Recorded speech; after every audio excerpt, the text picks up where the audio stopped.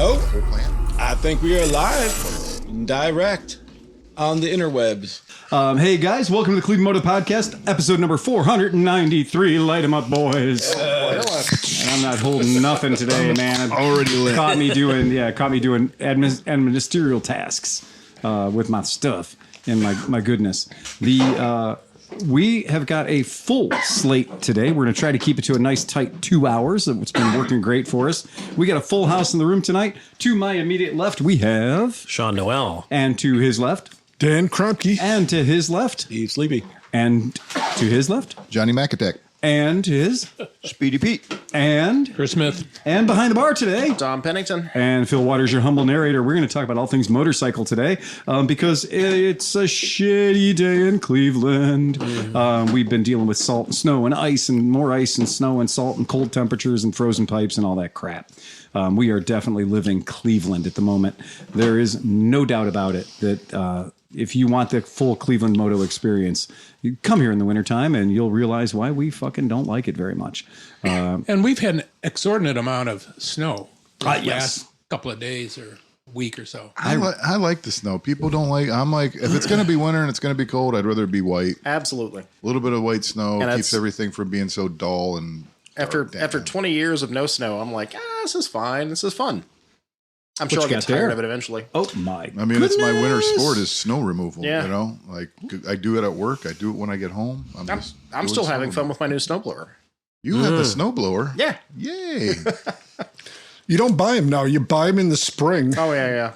Now this was a total fluke purchase. Like Becky was like done with not having one because she has one at the house at her place that I fixed a while ago, and she's like, all right, your driveway sucks and it's longer than mine is. You have to have one. So we found one for $125 or something on Marketplace. Dude's like, yeah, I fix them. I get them, fix them up and sell them cheap.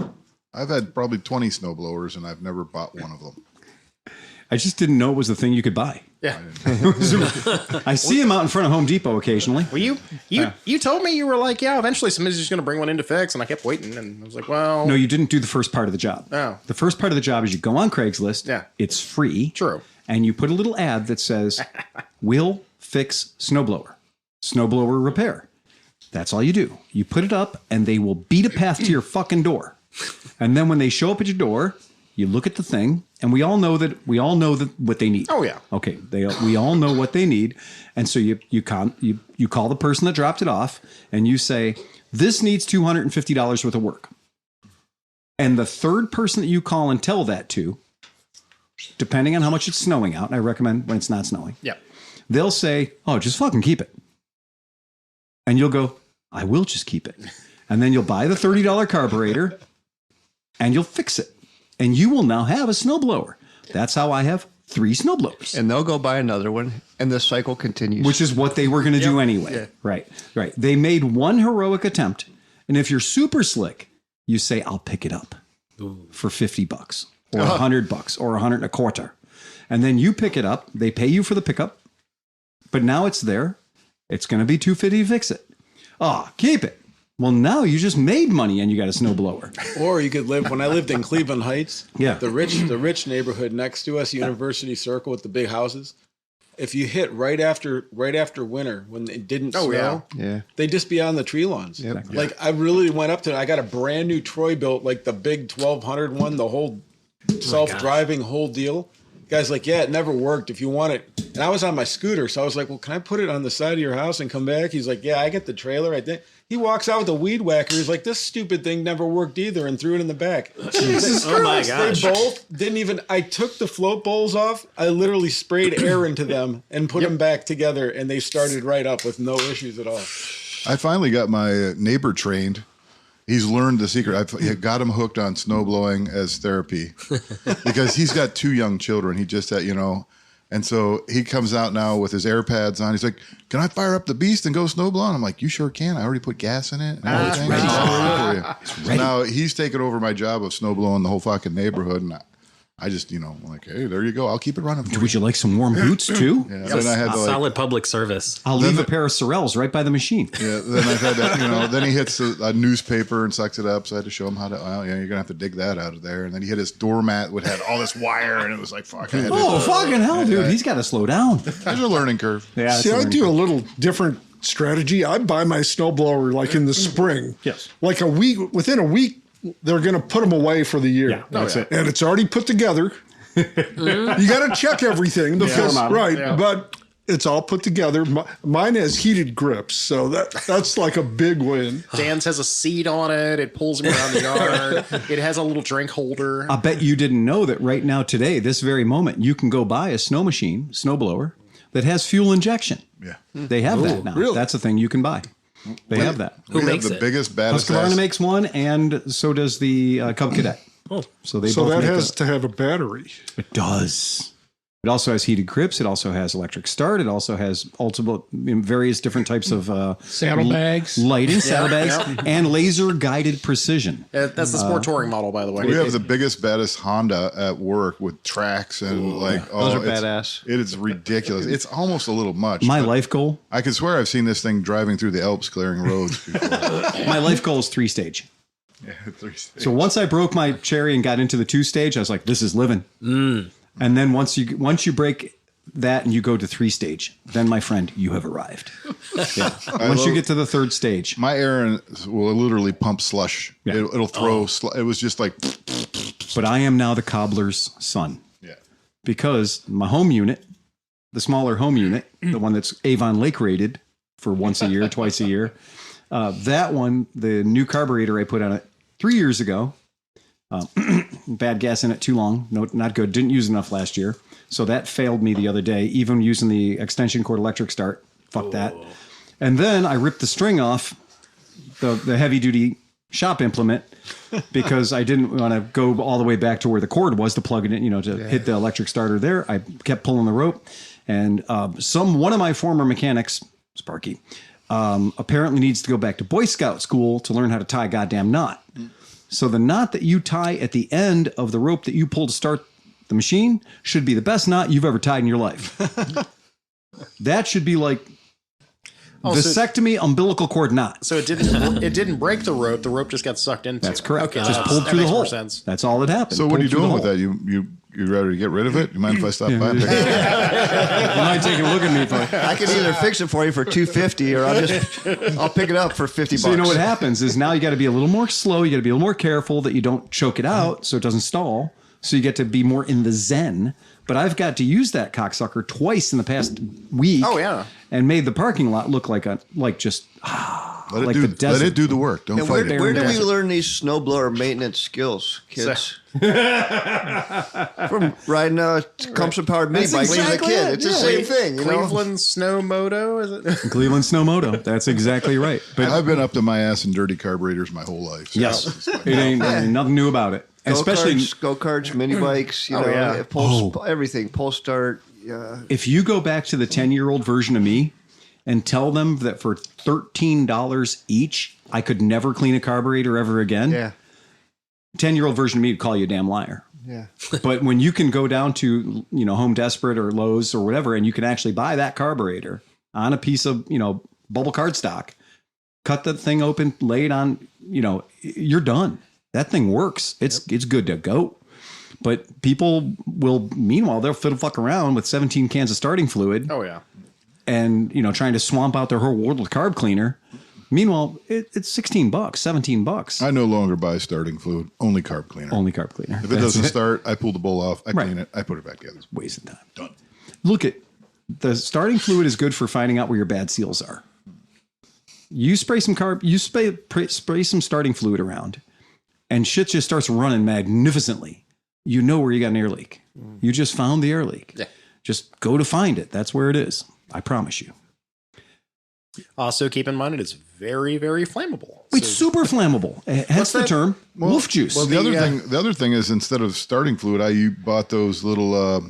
They're like lab beaker things, squirter things, and I just fill them with gasoline, and it's like perfect. And then you're just feeding it gasoline. Absolutely. Or if it's a 2-stroke, you can feed it 2-stroke oil and stuff. Totally.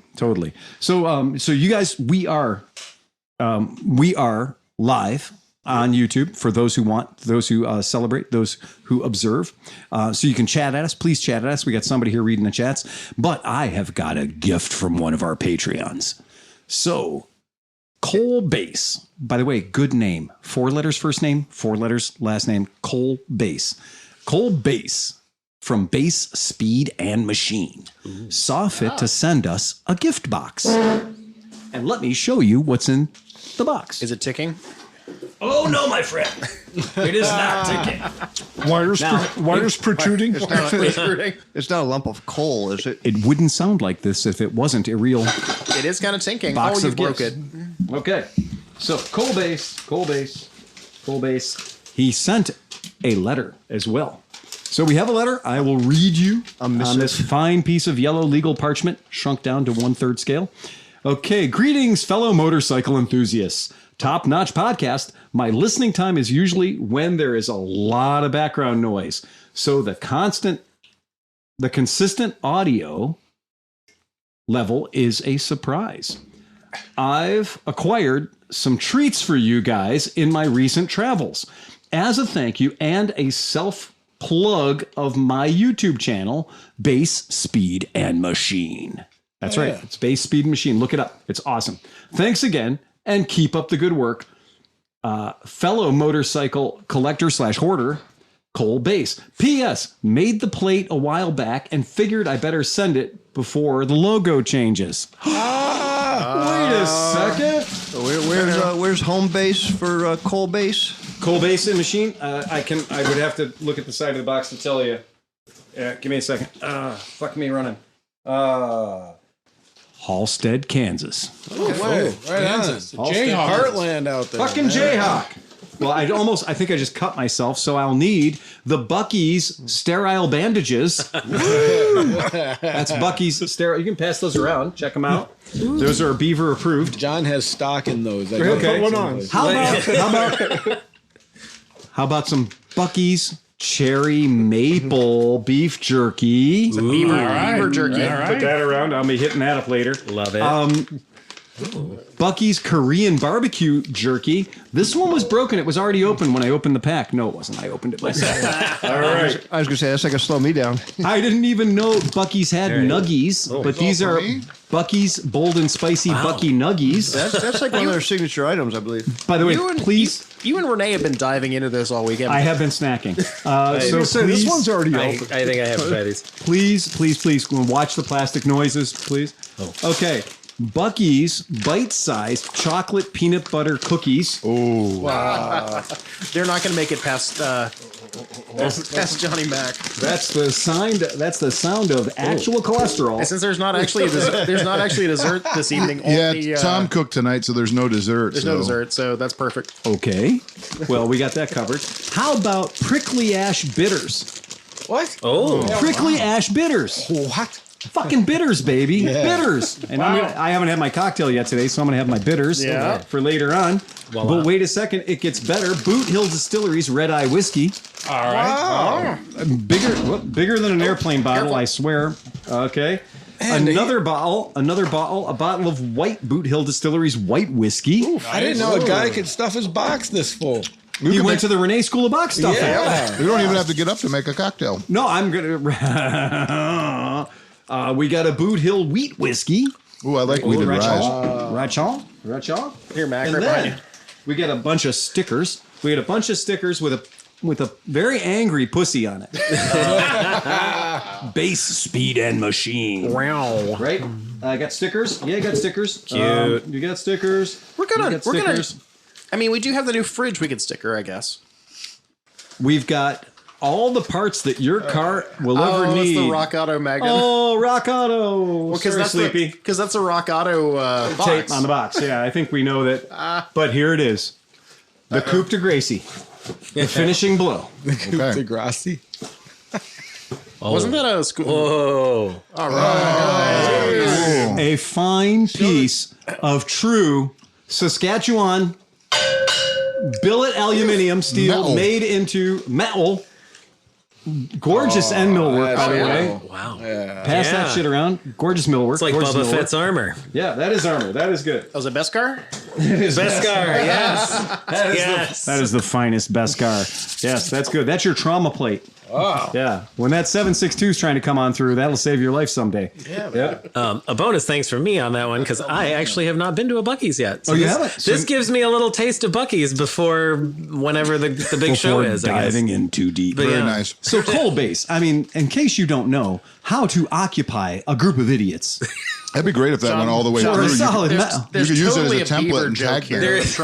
that I'd make. Well, on my side, we call it bussies instead of, I just wonder where's the localist Buc-ee's compared to. He said he was on Hollis- his travels. Yeah, no. Yeah. So So he must have been down south somewhere. well, there's one over in Missouri. I know by Springfield, Missouri. That's probably where they he are is. they are kind Who of was this again? expanding. That name? I didn't catch. This is coal base. Thank you, Cole Base. yeah, thanks much. You're pretty Base. cool. This is awesome.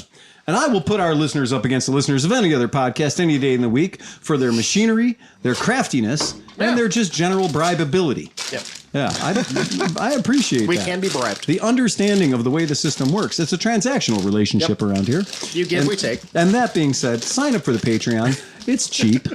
It is really cheap. And if you like to see what we do, we were able to take our trip to the AIM Expo and really have a good time because of our podcast listeners, because of our Patreons. I am truly thankful for our Patreons. Yeah, that was For the beyond. Very people, much so. for the people who want to get the punchlines, Yeah. because otherwise it's a dry ass podcast. I mean, the What's the difference between a hippo and a Zippo? A hippo is really heavy. A Zippo is a little lighter. only available $10 and above. Also, we want to know. Well, I'm sorry. John and Carter both want to know what songs they should start working on for the AMA Vintage Motorcycle Days Jam sessions. Coming. So I started researching. I was trying to figure that out. I mean, I've had some ideas and stuff that I've been playing. I don't know. I got to get together. Like, we need a consensus. I did a quick search on motorcycle songs. You know what I mean? Like, there's lots of those, but I don't know. You know. Well, I feel like the first one is a given. They have to learn Sleepy's song about Mid-Ohio. That is a given. One of the best. We'll put a link into that. We'll do a new version of it. Yeah, but what good bones it's got. Yeah. What a good bass. So that's your first That house has a good basement. Yeah. Yeah, I like it. And we'll sit around with our 3-string and 2-string and 1-string guitars, and we'll learn how to play a song. That's what Jimi we're doing. Hendrix played a guitar with one string for 2 years. That was how he started You ever playing. how he seen a learned. video of him counting frets? No. Dude, it's crazy. I never noticed it until you notice it, and then you can't unnotice it. When he's about to start a song, he'll be like, 1, 2, 3, 4, 5, 6. Oh, is that just a muscle memory thing? No, like he was counting up to make sure he was in the right key. Like he knew, like A would be like 5 frets up, so he goes, Okay. 1, 2, 3, 4. All right. But it's just like you think a dude like that. I would assume. I'm not that dude, and I can go. You know what I mean? Like I'm just saying. Dude, how high was he when he was counting? Like every Then time again, he played, I guess. It was, then again, it's still not, yeah. and I'm not taking anything away from him. This dude's a fucking genius. Don't get me, I'm not stepping on that at all. I'm just saying it's really interesting when you see that video, and he's like, 1, 2, 3, 4. I'm interested in what John and what was it? What those two guys play though. They should have. I don't know what music. John and Carter. That's father-son. Father-son relationship. Yeah. So They're I think playing that's guitars, really cool. or what are they playing? I would assume they're playing guitars. But Bagpipes. Well, if it's got strings and it's made out of wood or plastic, bring it. or We a almost kazoo. need a drum Kazoos. set. We need a drum. We don't need a drum set. Get a No. 5-gallon pickle bucket. Yeah. Dude, we're good. We got look. I'm going to Joe. tell you. I've been to our AMA Vintage Days. I've been to the FEMA camp that we call home, and I'm going to tell you there are a lot of people there that are just looking to bang on something. Yeah. anything. Or someone or some, yeah. No shortage. No shortage of people that are wanting to bang on shit. It is all. No, it's okay. I'm gonna wait. I'm gonna save some of those because I don't Yeah, like don't to. eat them all, I don't like to Dan. talk with food in my mouth. And that's what we do. So it is. It is a thing that our boys that were here, that were over at the AIM Expo, know that I spent an undue amount of time in a Moto Morini sponsored booth at the AIM Expo in Las Vegas. Kind of a lot of time. Extensive time. An extensive amount of time. So long that they were able to slide their slippery fingers into my wallet. In other places, probably. I was going to say. Flesh wallet. Probably. May have gotten a little greased there. Yeah, for real. And that is one of those things that that I just kind of wanted to, to kind of go into about Morini, because I'm going to promise you that I was wrong. Let's just, for the sake of fun here today, let's say Moto Morini. Can anybody at this table tell me what year Moto Morini started? John, your hand is up. 1939. 7. Sleepy's right. Oh. 1937. And Chris McGee in the booth. I thought he said 1939. Son of Mary McGee was very good at saying we started in 1937 in Italy, which was a tough time. What they had this. The only reason my brain remembered that, believe me, the only reason is because they nailed their slogan. It was like Moto Morini, Italia, 1937. Like del 1937, Yeah, Italia, del 1937. that was it. Yeah, that's exactly all you right. heard. You turn a corner, somebody else would tell you, and then you turn this corner. They had that wrapped down to a fucking patter. They were really good at that. So, 1937. That's good. Now, anybody remember? You're going to show your age and your fucking perversion level, like how fucked up you are, like in the world of motorcycles, how deep you are into world of motorcycles. Do you know when they sold Moto Morini motorcycles in the United States? Anyone? Just throw a fucking number out. I want to say the 60s. I've Late seen 60s, the little early tiny, 70s? like the Okay, tiny cool. little. When do you think they stopped? The 60s. They never did. They didn't make it to the 80s, did they? Yeah, I did. Oh, they did? Did they really? They did. Okay. Wow. They did. Okay. So when do you think Moto Morini as a whole took a financially sponsored time out from the world of building motorcycles? Do you think that they were closed down for a long time? Do you think that there was a period of years that went by where Moto Morini was a place you didn't go to work in the morning? Probably several. Okay. And when do you think that might have been? 90s? Until now. All right. Like recently. Yeah. Because when they first dropped that first adventure bike, it was a few years ago, or maybe 5 or 6 years ago at ECMA. Mm-hmm. Like that's when everybody was like, okay, what is going on here? What's Like, going on? They opened people's eyes with that bike. They did. Yeah. They did. So we're going to go. I got this down to a science, guys. It's going to take us 29 minutes. I have done a fucking shit ton of research. And I promise you, I've gone to various sources, because anybody can just go cut and paste a rider.com article and find out how lazy the journalist was that wrote that cocksucker. Because it turns out there's a lot of really, really wrong information about Moto Morini out there. Well, here's the news for you. They never stopped. Wow. In the U.S. or worldwide? You're talking Worldwide. Okay. Worldwide. Ownership changed hands. As with all companies, ownership changed and moved around a little bit. But the weirdest thing is they kind of went through these times where we're like, I don't think they're doing anything. But they were doing stuff. Just a question of who was paying the bills or who was not paying the bills, which is more accurate. Okay, here's the deal. 1898. I'm going to do this timeline style for people that are playing at home. Alfonso Morini, that's his real name, born in Bologna, Italy, gets hired at 13 years old to work at a farm equipment repair shop. I love it when people start their careers early. 13 years old, farm equipment repair shop. 1914, a couple of years later, 3 years later of him working in the farm equipment repair shop, he's 16 years old now, says, I got this. I only want to work on motors. Internal combustion engines, infernal combustion engines were a very new thing in that part of the world, in that part of the timeline. We're talking about Bologna, Italy. Okay. He sets up his own shop, not to work on the rest of the shit, just to work on the motors. He's going to specialize on just the motors. Got bad news for you, though. World War I just started.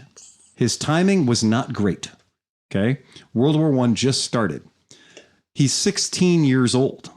Whoa, really? So what he does is he joins the army. Yeah, draft age. Exactly. Right. It's 1915. What the fuck are you going to do? You're 16 years old. Go to war. Talk to my grandfather about that. Right. He joins the Italian army as part of the 8th motorcycle unit out of Padua. Sleepy, go ahead and throw up to the screen so the people at home can see a picture of what the 8th motorcycle unit looked like out of Padua. So that is what they're riding, multi-cylindered machines. And you'll notice that not many of the machines match each other because they didn't have like, oh, we're going to go get a contract with one motorcycle manufacturer. No, we're going to fucking war. Grab what you got. Slap some paint on there and let's make it military. And that's exactly what they did. That's what a World War I motorcycle division looked like in Italy. Nothing matched. And it's an 8-man division.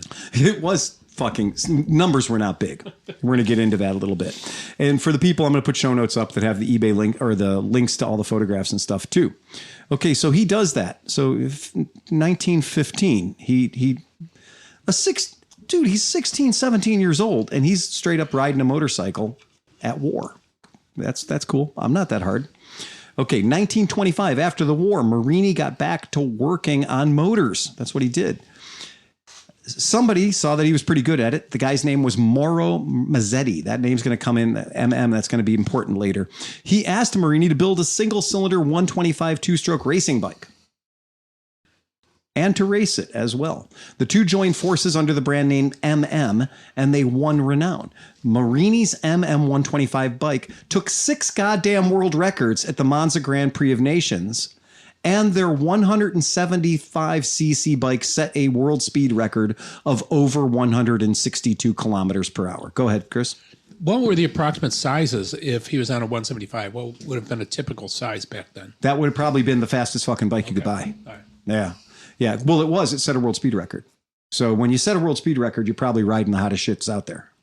And because, again, 1925, what are you up against? Right? Yeah. Well, you know, your bike might have 7 horsepower. The other guy's bike has 2. Right? So cool picture if you want to pull it up of him literally winning a world record. So not bad when a guy's winning a world record. I love the safety equipment. His sleeves are rolled up. Pretty cool. Safety squints. He is wearing a sweater. That's 100 miles an hour. 160. It's 162. It's 100 miles an hour on a 175 two-stroke in 1925. Not too shabby. He's got the race tires on it, though, right? The white. And I had to do a lot of research to make sure I had the right picture because in 1928, they didn't use white tires anymore. They went to the black colored tires. So the bikes that were prior to that, you had decided to go through a bunch of pictures to find the right one because they were falsely attributed by different sources. Okay, 1937. He decides he wants to leave MM. He got bought out. He literally took a buyout to leave. He got 24,000 lira, which is probably $88. No shit, a box of compasses and a used race bike, which he immediately sold. He signed a contract with MM to agree not to sell any more motorcycles. He started his new company called Moto Morini with the intention of selling 3-wheeled trucks, which were very popular in Italy with businesses due to the fact that these 3-wheeled trucks, which were a motorcycle with a flatbed on the back of it, cost less. There was no special licensing required, and they saved money on taxes. He built 350cc and 500cc side valve engines, which he sold to other companies. He wasn't in violation of his contract. He wasn't building motorcycles. He's building these 3-wheeled trucks. And these 3-wheeled trucks are kind of badass. If you want to pull that up, Sleepy, and take a look at one of these things. They're still using those in Morocco. They really. Chris and I saw them.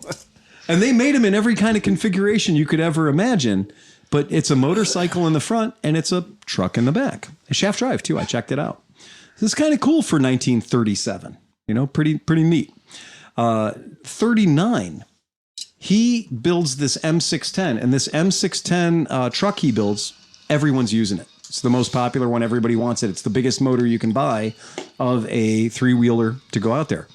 I don't know who's singing along, but the all right. I think it's Dan providing background. He's got shaft drive. He's got dry sump lubrication. He's got a separate gearbox. And then 1939, what happened? World War II.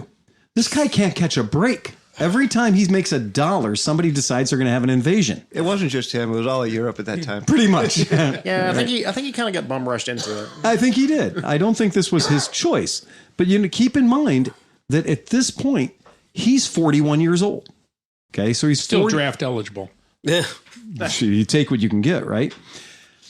So guess what he starts building? Well, shit for the Italian military, because if you have a factory, your factory is now building things for the war effort. That's the way war efforts go. So he does that quite successfully for the Italian military until 1943, when the United States American Army Air Corps flattened his factory.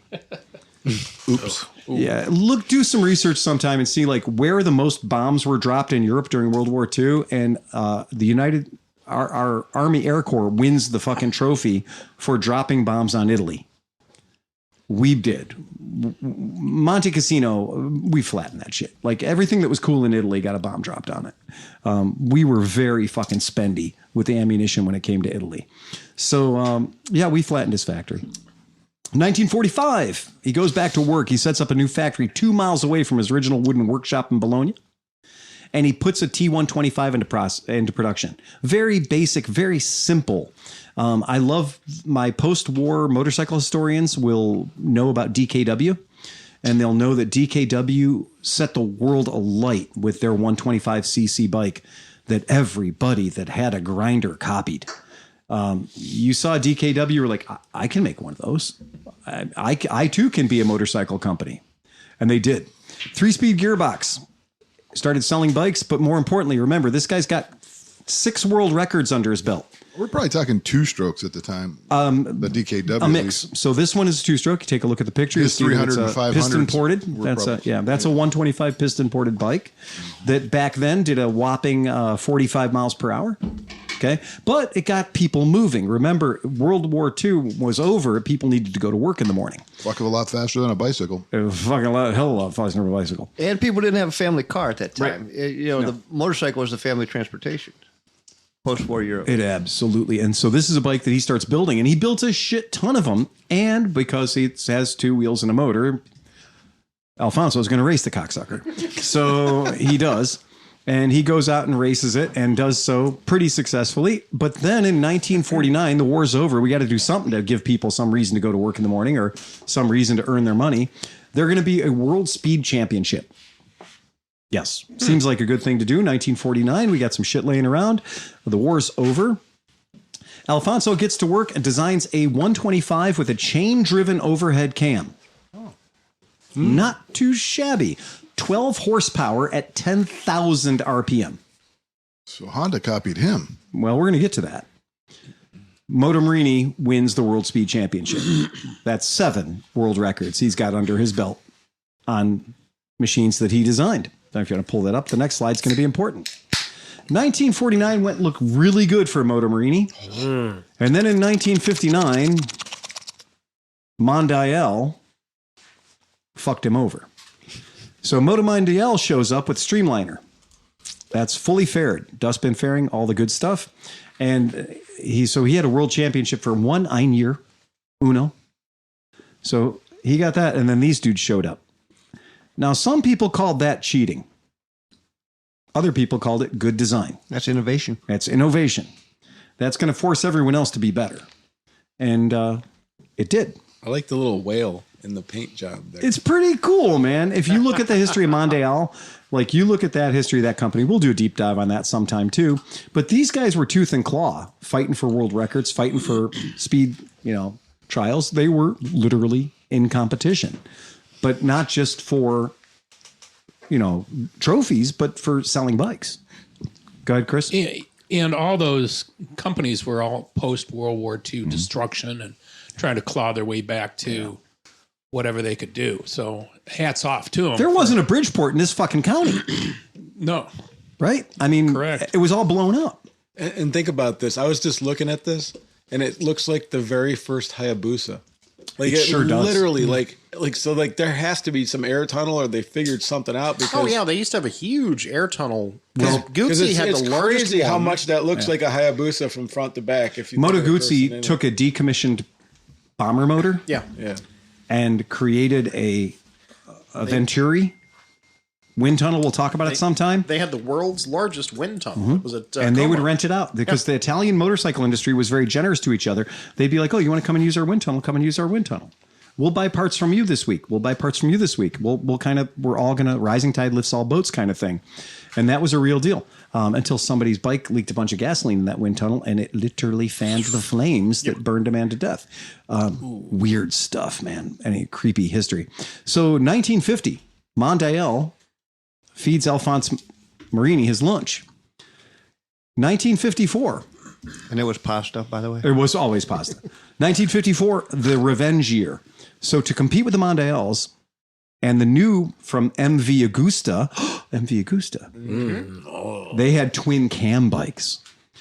They designed, Alphonse designs a new bike with a dual overhead cam, 175cc Rebello, the Rebel, which literally took not first, but first and second place at the Giro d'Italia, the race, the round trip of Italy.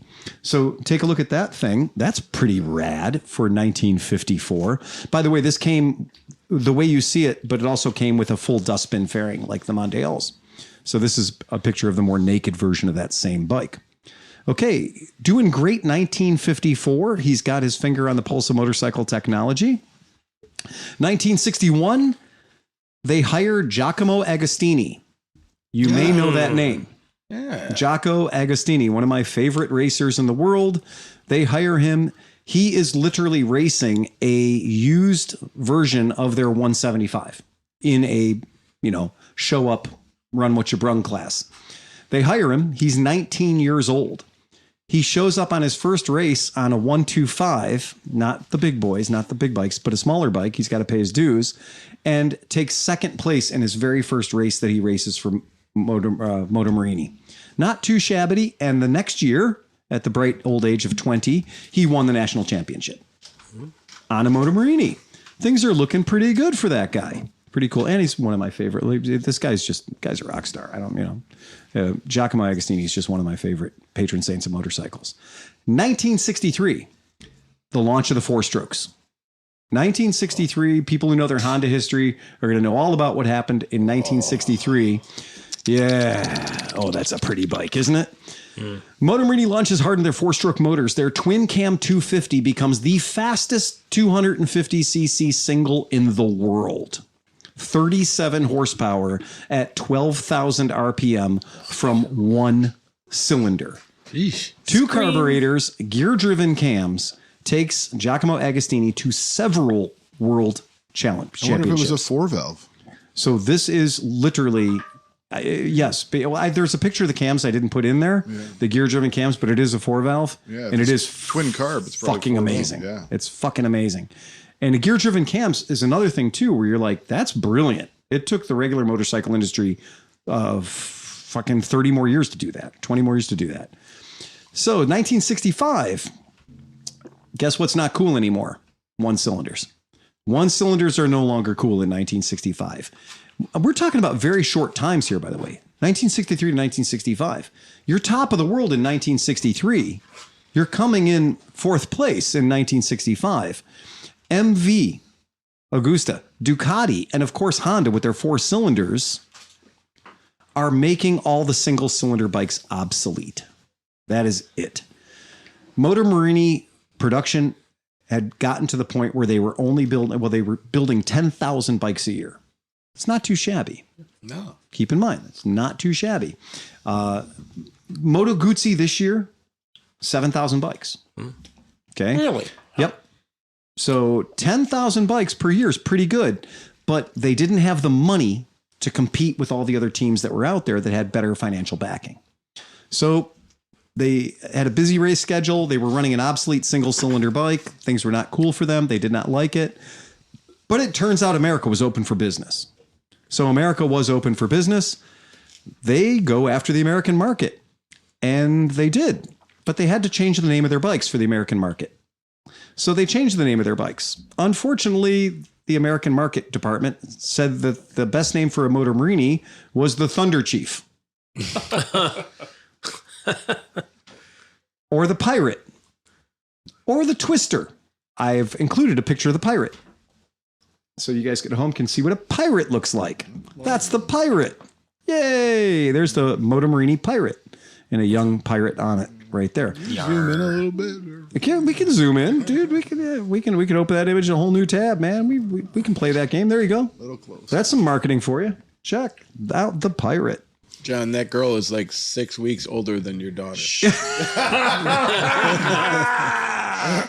Yeah, that's a pirate. She's probably dead by now. Yeah, but now She is. but keep in She's mind that is- 175 years old right that now. is somebody's grandmother right there. She is dusty.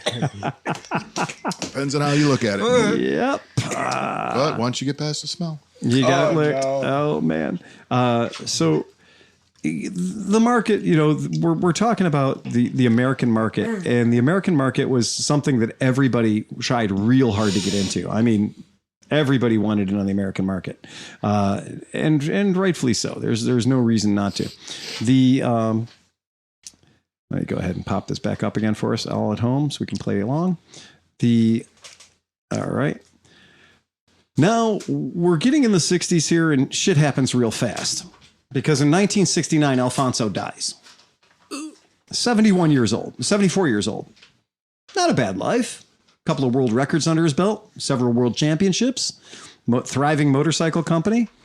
Good news, his daughter Gabriella is not an idiot. She takes over the reins of the company. 1971, they hire Ferrari's designer, Franco Labertini. He's the V12 guy. Okay. He's got a pretty good fucking resume, and he goes over to Moto Morini. He develops the V-twin, the 72-degree V-twin 350 that we will know as the 3.5, the Moto Morini 3.5. 1971. It's 35 horsepower out of a V-twin. It is the most powerful and torquey motorcycle in the 1971 Milan Moto Show. That includes the Honda 350s. Torque. They launch a 500cc and a 250cc version of the same bike. They all come with electronic ignition and a 6-speed transmission in 1971. That's pretty fucking cool. And if you want to throw the picture up, they look good too. They're good looking bikes. They sell a Strada, the street version, and they sell a Sport. The Sport version is the bottom one, the red colored one. Of course, it would have to be red. Yep. Pretty cool looking machines. And you see what you can do with one of those, because the race teams of the day loved that V-twin motor. And that is sex, by the way. Yeah, I had a near miss with a 3.5 and a 500 a couple of years ago, about 25 years ago, and I'm still kicking myself. One of them just sold at Mecum for $9,500 in condition. Yeah. For a 3.5. I think if I'd had 1,200, I could have taken a 3.5. Yeah, they weren't expensive, right? I think the 500 was called a Gemini or something. They weird. did a couple of different. They did a couple of different versions. Yep. 1980. Okay, guys, we're into the 80s. Disco pants and haircuts. I've forgotten about the camel. Oh, you can't forget about the fucking camel, man. In 1980, Moto Morini is going strong. The 3.5 Strada and Sport and the 500 Roadster are killing it. They're going to capitalize on the now popular Paris-Dakar rally. And they're going to launch the Camel. The Camel in a dude, it's a V-twin Paris-Dakar bike. Oh, yeah. Anybody else want to count the number of V-twin Paris-Dakar adventure bikes that existed in the 80s? Fuck, man. That's something. Because the Transalp is a V-twin, right? 350 cc's, 500 cc's. Again, 6-speed transmission, electronic ignition. Very fucking cool. They also make a smaller version of it available in the two-strokes. To be fair. It's a Kangaroo. And I love the name Kangaroo, and they spelled it wrong. Okay, great. But things get weird in the 80s. In 1985, they decide they're going to follow what everyone else is doing, and they create the Excalibur. Which we talked about on a previous We podcast. did. We talked about it in our Ugliest Motorcycles Ever podcast. We got Kawasaki KZ440 or something. It is very much like the LTD 454 and the 305. I think it's a perfect replica of the dollar store Yamasaka Yagahagi. It is. It is. The Tomos Revival sort of... No, not the Revival. There's another one Tomos did that looks a lot like that, where it's very scrunched. And by the way, this is only 1985. You could take that same bike, put a fairing on it, and the Italian prints, It'd be Purple Rain and it's spaghetti western. Relevant thing. Aubergine. That motor would look good in a Janus. Sweargen just That said that. motor would look. Sweargen, you're on the point. It would work. A V-twin would look fit. great in a Janus. It would fit. And it would look like an old Egley Vincent. Egley Vincent motor. Okay, there's a camel at full chat, by the way, in case anybody wants not Benelli, the Buccaneer, isn't the that Buccaneer's a V-twin? That's correct. So and let's put that in a that Janus. is from the house of it's Benelli, right? Yeah. Benelli, and that's the same thing. That Buccaneer 300 or 350. All right, so 3.5. That's cool. 3.5 V-twin, super fun. Now, 1985. Okay, 1985, man. Whoa, shit's gonna get dark. All right. 1986, the last hurrah of the Morini family, the 500cc V-twin turbo. I ain't mad at that. I'm not mad at it either. I like it a lot. It's got some weird curves and some weird lines. It's very 1980 though. I mean, It's so well defined, though. It is well defined, and I know that there was a TV show that involved this bike. Well, it's like the Italian brother to the Gixxer. It is. It's like the more svelte and better lined Gixxer. And it's got Lester mags on it from the factory. It's got Brembos on it from the factory. And it comes so boso in the front already. It sure does. It does. It has 20% more fairing than it really needs. Because I think if we saw this bike in person, we'd be surprised at how small it was. Yeah. And look at those 3 brake rotors with not a single hole drilled in any of them. It was 1986, my friends. Now, the problem is it's 1987. Gabriella's not doing so well. And the Castiglione brothers, Castiglione exists at a weird point in history when Cagiva was worth more than Ducati. And go back to your mid-'80s motorcycle history and look at how many different ways you could buy a Cagiva and the 2 ways you could buy a Ducati. Yep. Right? And the Castiglione brothers purchased Ducati in 1986 for a pack of cigarettes and a ham to be named later. They didn't spend much money getting it. Well, no, Cagiva went on like a spending spree and bought everybody. They ran up some serious debt. Oh, yeah. And we'll get to that later. Under the Cagiva group, Moto Morini was just considered to be, it's there. They bought Ducati and they bought Moto Morini. They liked Ducati. They did not spend any time or money working with Moto Morini. Didn't they get Gilera in that deal too, I think? It's ridiculous what happened. I mean, they got everybody. Well, there was a weird spin where Piaggio took Gilera and right. Anyway, Morini canceled all new projects. They didn't choose to cancel all new products. The Castiglione brothers said, we're only spending money. Done. We're only spending money on the race team. That's it. That's what they did. Because you can always find an Italian millionaire who's willing to lose money racing motorcycles. And that's how Ferrari got built. Also true, right? It's fine. There's always more money, right? For that person that likes to live that lifestyle. Yeah. Okay, but they still kept building their 80s bikes because they had them. They had the tooling. They were there. They didn't do any. They didn't get any new shit to the market. Okay. Now, the bad news was Ducati's getting a lot of attention from Cagiva, and there's a lot of co-branded projects between Cagiva and Ducati. We'll talk about elephants and all kinds of weird shit at a later date. But the one thing that I brought up for Sleepy that I thought was really funny is they did have one breakthrough product called the Moto Morini Dart 400. Yep. Dude, that is a CBR 400 RR. Yeah, I had the 600cc. That was my first sport bike. It's a Hurricane. And I think the Mito looked like that in a 125 version. Dude, almost exact same bike. Listen, they ripped it off twice because the outer shape is the 600, but those 2 vents they reserved for the 1000. Mm-hmm. So they ripped that. They actually ripped it off and made 2 different models out of that bike. I promise you, this is a pushrod 400. Wow. There is not a lot of go in that package, my friend. It's a sexy looking 80s bike, though, man. Sure, it is. It's a 1986. If you were going to do a lot of cocaine in 1990, you pulling the Chest King on that, dude? Fuck. But the point is, you Wilson have leathers. Not even in the video game Hang On could you get a Morini 400. Right. They had some bikes in that thing, but they did not have a Morini 400. No. because that is totally a ripoff of some Honda shit right there. Oh, I thought it was the other way around. What year was this? This is 4 years after Honda launched the Hurricane. Oh, Jesus. Okay, sorry. 1990. They stole This both is of the 1990. Hondas. Oh yeah. Okay. I thought you said... Merritt had an 88 CBR 400R Oh, yeah. that was this bike with a VTEC 400. Oh, yeah. This is a push rod twin. Oh, yeah. Oh, yeah. This is all the sex and none of the hot wax, right? This is just good luck, man. All show, no go. All show, no go. But they gets worse. I promise you it gets worse. Because the absolute we're done. The absolute we're done is the Moto Morini New York 501. The 501 V twin, great motor, 6-speed transmission. Just like the jeans. Just like the jeans.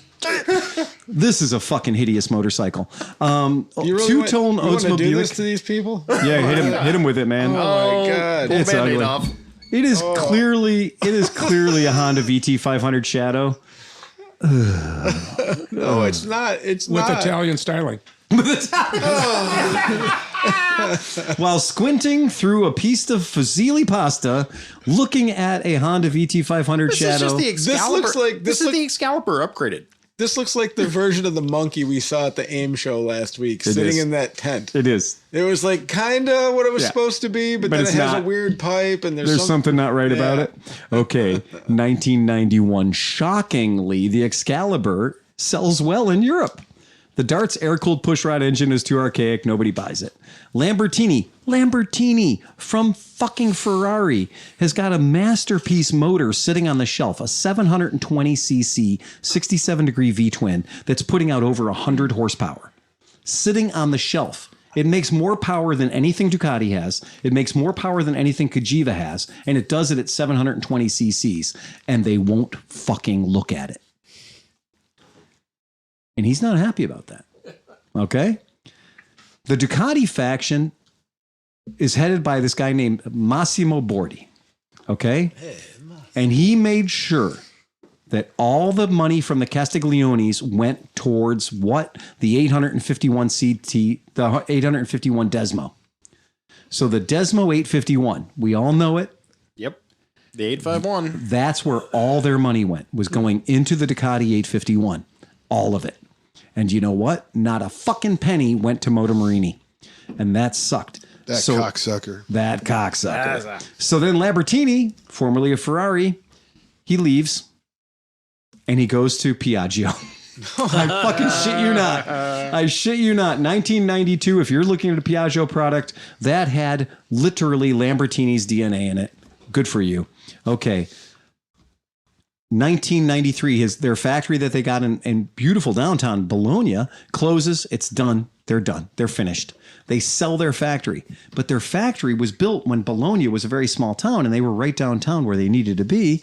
This factory, over the course of them owning the factory, became a fucking gold mine, just in the property value, just in the land, just in the building. So it turns out it was fine. Yep, they did okay, but nobody's doing anything anymore. Remember, it's 1993 and Moto Morini is they're just there. They're just an office. They're still selling their old bikes. People are still buying their old units, but they're not coming up with anything new. So they're there and you can buy bikes, but nobody cares about it. 1996, Texas Pacific Group buys Cagiva Ducati and Britney Spears and Pepsi Cola and all kinds of other cool shit too. All right. And they literally did not give one fucking snot about Moto Morini. But the name was in the contract when it came over. And so Texas barely gave it for Cagiva. It was done. Yeah. We're going to talk about that. So the Texas Pacific Group is now involved and that's it. Okay. And they have zero interest, honestly, in Cagiva, and they have zero interest in Moto Morini. They are just 100% Ducati, because they got money. They can afford a race team. They're called Texas Pacific Group. They can do whatever the fuck they want. In 1999, they sell off the completely useless part of the company that they don't want anything to do with to the guy who created Franco Morini. And that's Alfonso Morini's nephew, the founder's nephew. The family gets the bike back. 1957, he started building mopeds. Franco Morini, if you do your research, Franco Morini sold all kinds of bikes under 125cc. They sold all kinds of shit. Okay. He gets back Franco Lambertini. They're going to put the engineering power back. Pretty soon, just in power plants alone, they're producing 100,000 units a year. Not making motorcycles, just selling motors. They're building small displacement motors that everybody's buying to put in their snowblowers, to put in their lawn tractors, to put in whatever the fuck they have. 100,000 engines a year. Mostly going into Franco Morini scooters. Yep. All kinds of. If you look at any mid '90s moped, anything, it says Franco Morini on it. I promise you. You have worked on one of these. Oh, absolutely. Right? You got a Gorelli, right? So outside of Marinelli, right? Franco Morini's the guy for the small displacement motors. That's just what it is. But also, they start getting into 3-cylinders. Ooh. And they start building 3-cylinders. So we have the Bimota 500cc 2-stroke. They start building 2-stroke 3-cylinder. They build some weird shit. Ooh. Yeah, Bimota got into some weird shit. Excellent. So they got the V2 2-stroke. They've got the 3-cylinders. They got all kinds of weird shit in there. And because Lambertini is now finally back to being able to build and engineer what he wants to. He wants to build power. He wants to make cool shit. So he does. They develop a new company. Remember, this is all after 1999. Okay.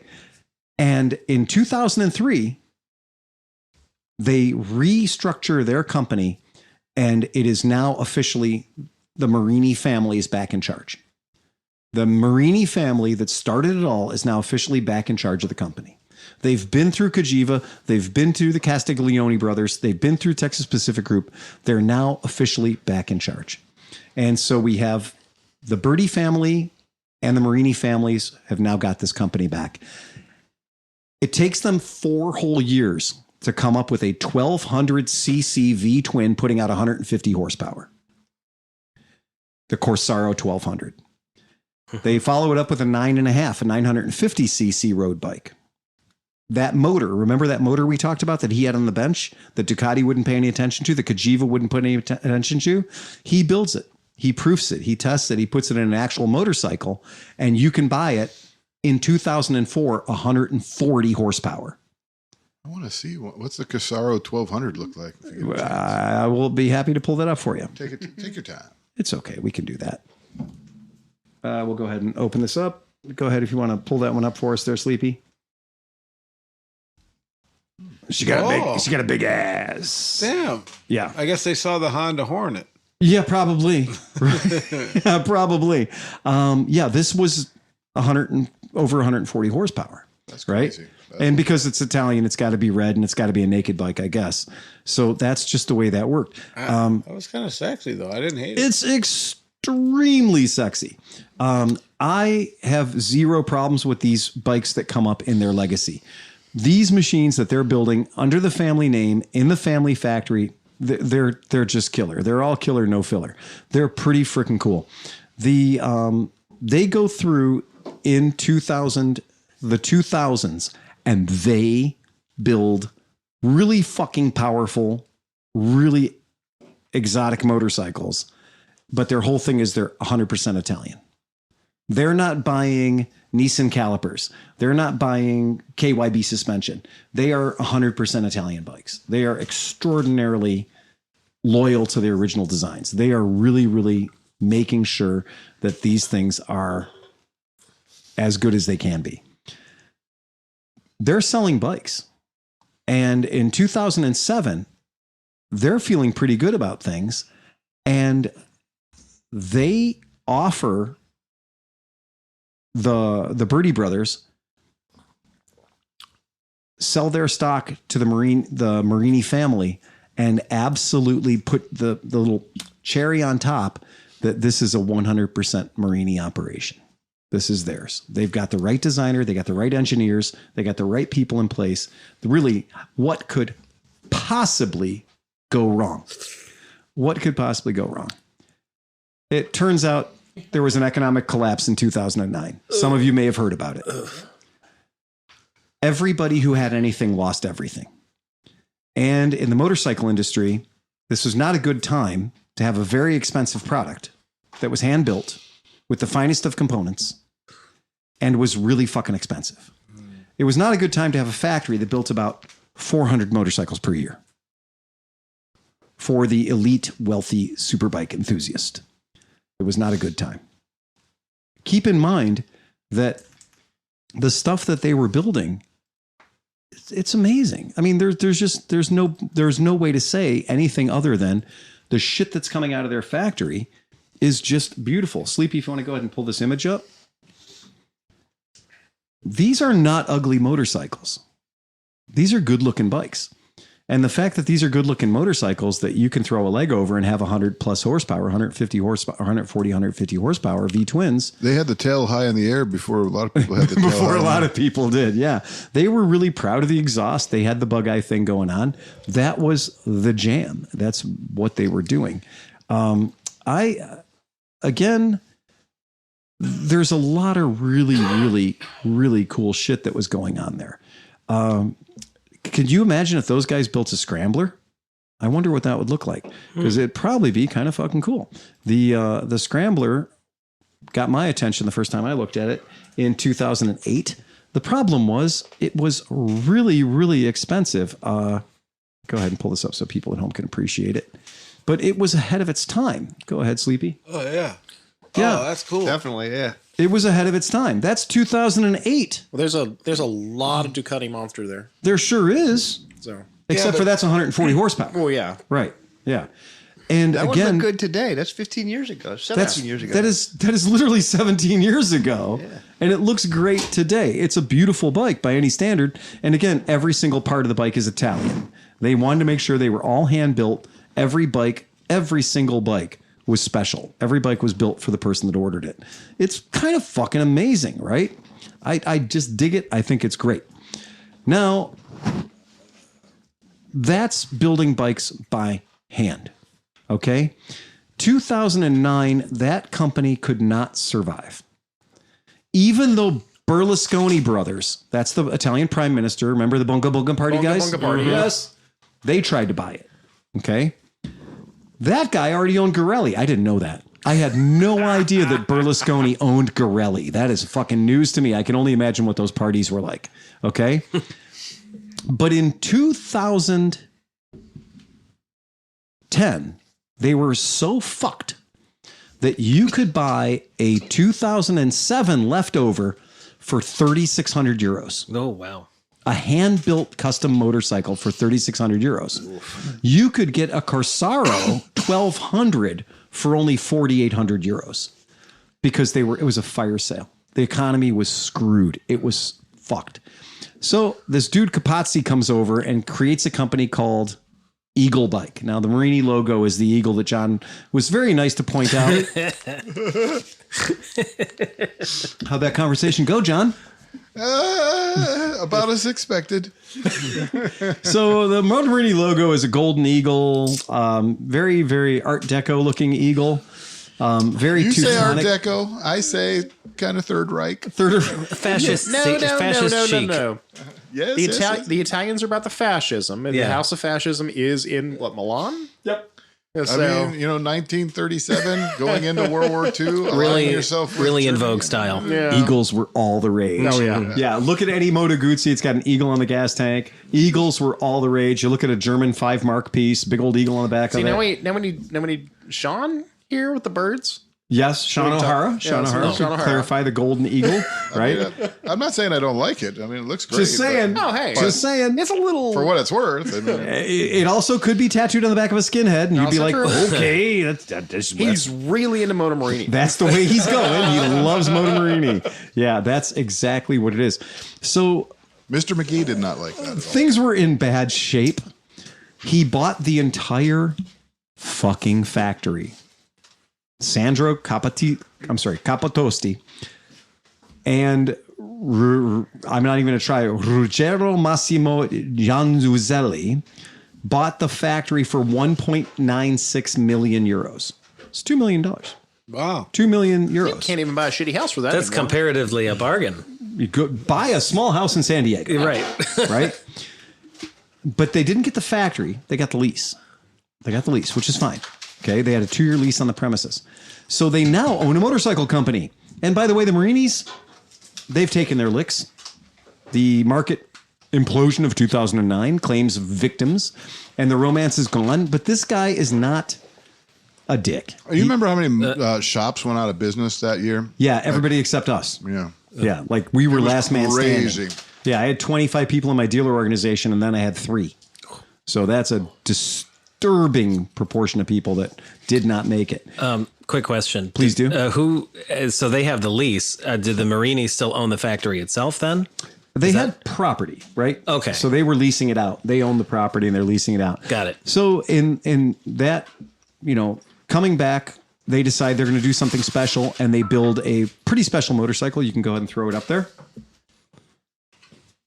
That's the Jubilee.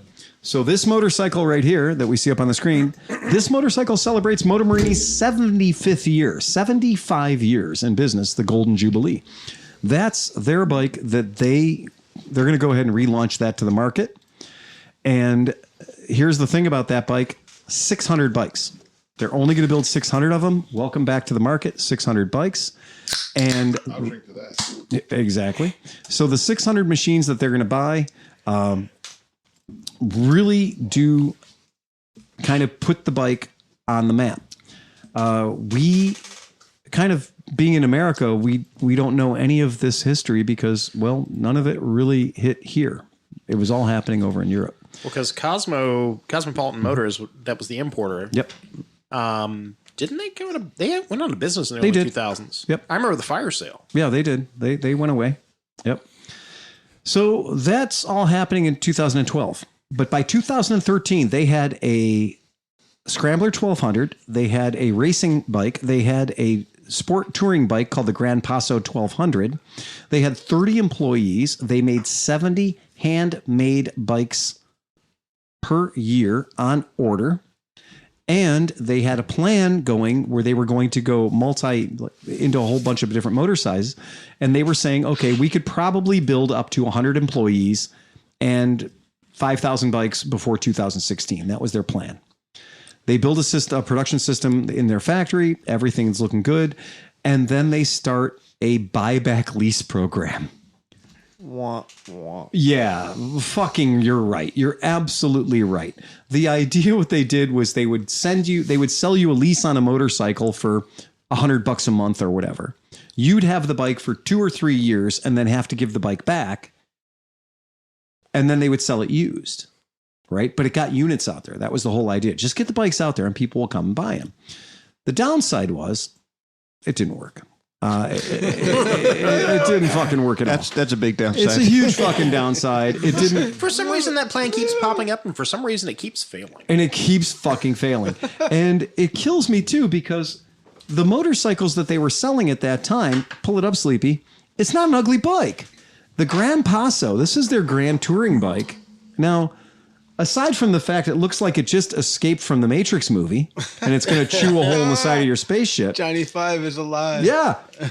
This is a full trellis frame, massive, over 130 horsepower V-twin, upside down everything, 100% Brembo, 100% Italian, all of the things, right? But its eyeballs are too wide apart. It is. It does look like it might be a fetal alcohol syndrome baby. It's got a dick nose between its eyes, too. It does have dick nose between its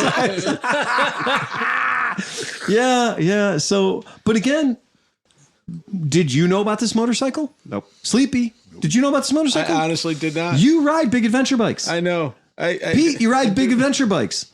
Did you even know that this was an option back in the day? Because I didn't. No. Totally slipped past my radar. I've never seen one until this moment. Exactly. To be honest. Yes. Ever.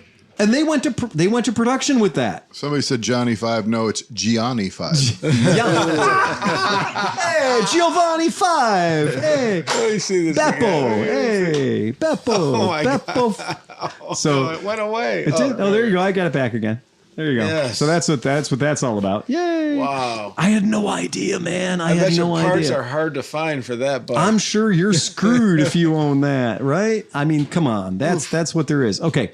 2016 Morini goes back to EICMA, back to the EICMA show in Milan. They bring out the Corsaro ZZ, and this is their sport bike. And they are straight up going to sign up some dealers. They've got everything going on. You can have anything you want as long as it's a really expensive 1200 V-twin.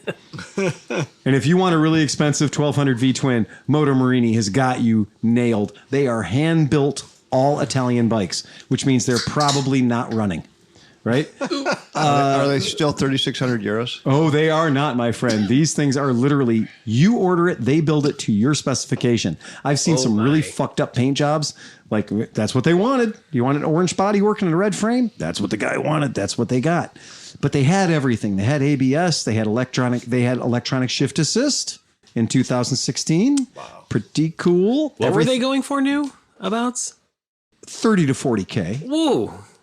These are hand built. Yeah, okay. Yeah. This is for you. Yep. This is not for your average guy that thinks he might want to pick up a nice pre-owned Ducati Scrambler. Right. This is for the guy that's like, no. I need more red, white, and green. Yeah. But I need all the tricolore. do you know the numbers that they actually sold? Because I honestly have never seen one of those before. No, not at all. This is their 80th anniversary at this point. They build 8 limited edition Corsaros called the Corsaro 80. Really cool. Oh, no, I do have the numbers. They sold 150 motorcycles in 2017. Now, The first month. but if we sell them for $1 million a piece, we're going to make all the money in the world. Yeah, Right. that's exactly it. To me, it's just terrifying to buy a bike that's like one of 7 or 8. You know, it's like you don't get parts. I mean, what do you do? I mean, like you ride it till it breaks and you're done. I think you had to put yourself in the position where this is for the guys that were like, I'm going to buy a Confederate Hellcat or I'm going to buy one of these. Yeah. Right. And so if your buddy, Circles, man. right. It's all circles, man. It's all circles. I just want something that nobody else has. And I think that's what it is. And I really do think that's what it is.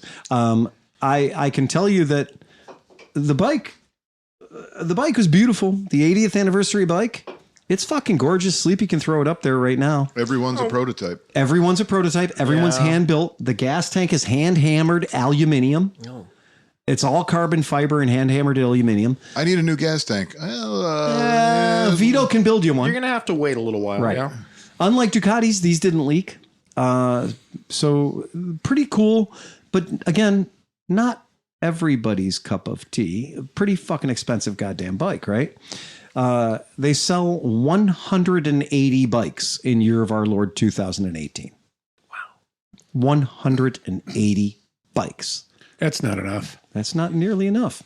But the good news is That's Janus numbers. it kind of is, actually. Well, I mean, right? comparably, you're not wrong. Hand built? And Hand built. and they're hand built. Hand built. Okay. But the good news was they showed up at the EICMA show that year in Milan. And so did Zongshen. And at that moment, Ruggero Massimo Gianuzzelli realized that his peanut butter was in Zongshen's chocolate, or vice versa. All right. Because Zongshen Vehicle Group gave the man 10 million plus euros. The number's not legally disclosed, but he does say in an interview that his family did end up getting over 10 million euros for their investment of 1.6 million euros and the money they lost building motorcycles in between, I'm sure, by selling to Zongnen. So Zhongnen or Zongnen or Zongnen, Zinen is what I like to call him. Zinen's much easier. So Zinen buys this guy's company, buys the company, but they're going to keep the research and development in Milan or yes, Bologna. Thank you. And they're going to keep that staff in Italy on hand because they do not have the intention of selling 180 motorcycles. Zenon starts production numbers at 10,000. They're kind of a big deal. And I was very, very surprised when I realized that this company that we've been talking about for the past 40 minutes didn't go out of business. There were moments when it had to fight the rats for its lunch, right? But they managed to fucking somehow soldier through until they get this giant cash infusion from Zhongzhen or Zinen. Very weird that it came to this. Take a look at the bike I just pulled up on the screen. That's how you come back. Yeah. That's how you come back. It's right. It's like, right. Like It having been this close to buying one, that's right. That looks like a 3.5. Yeah.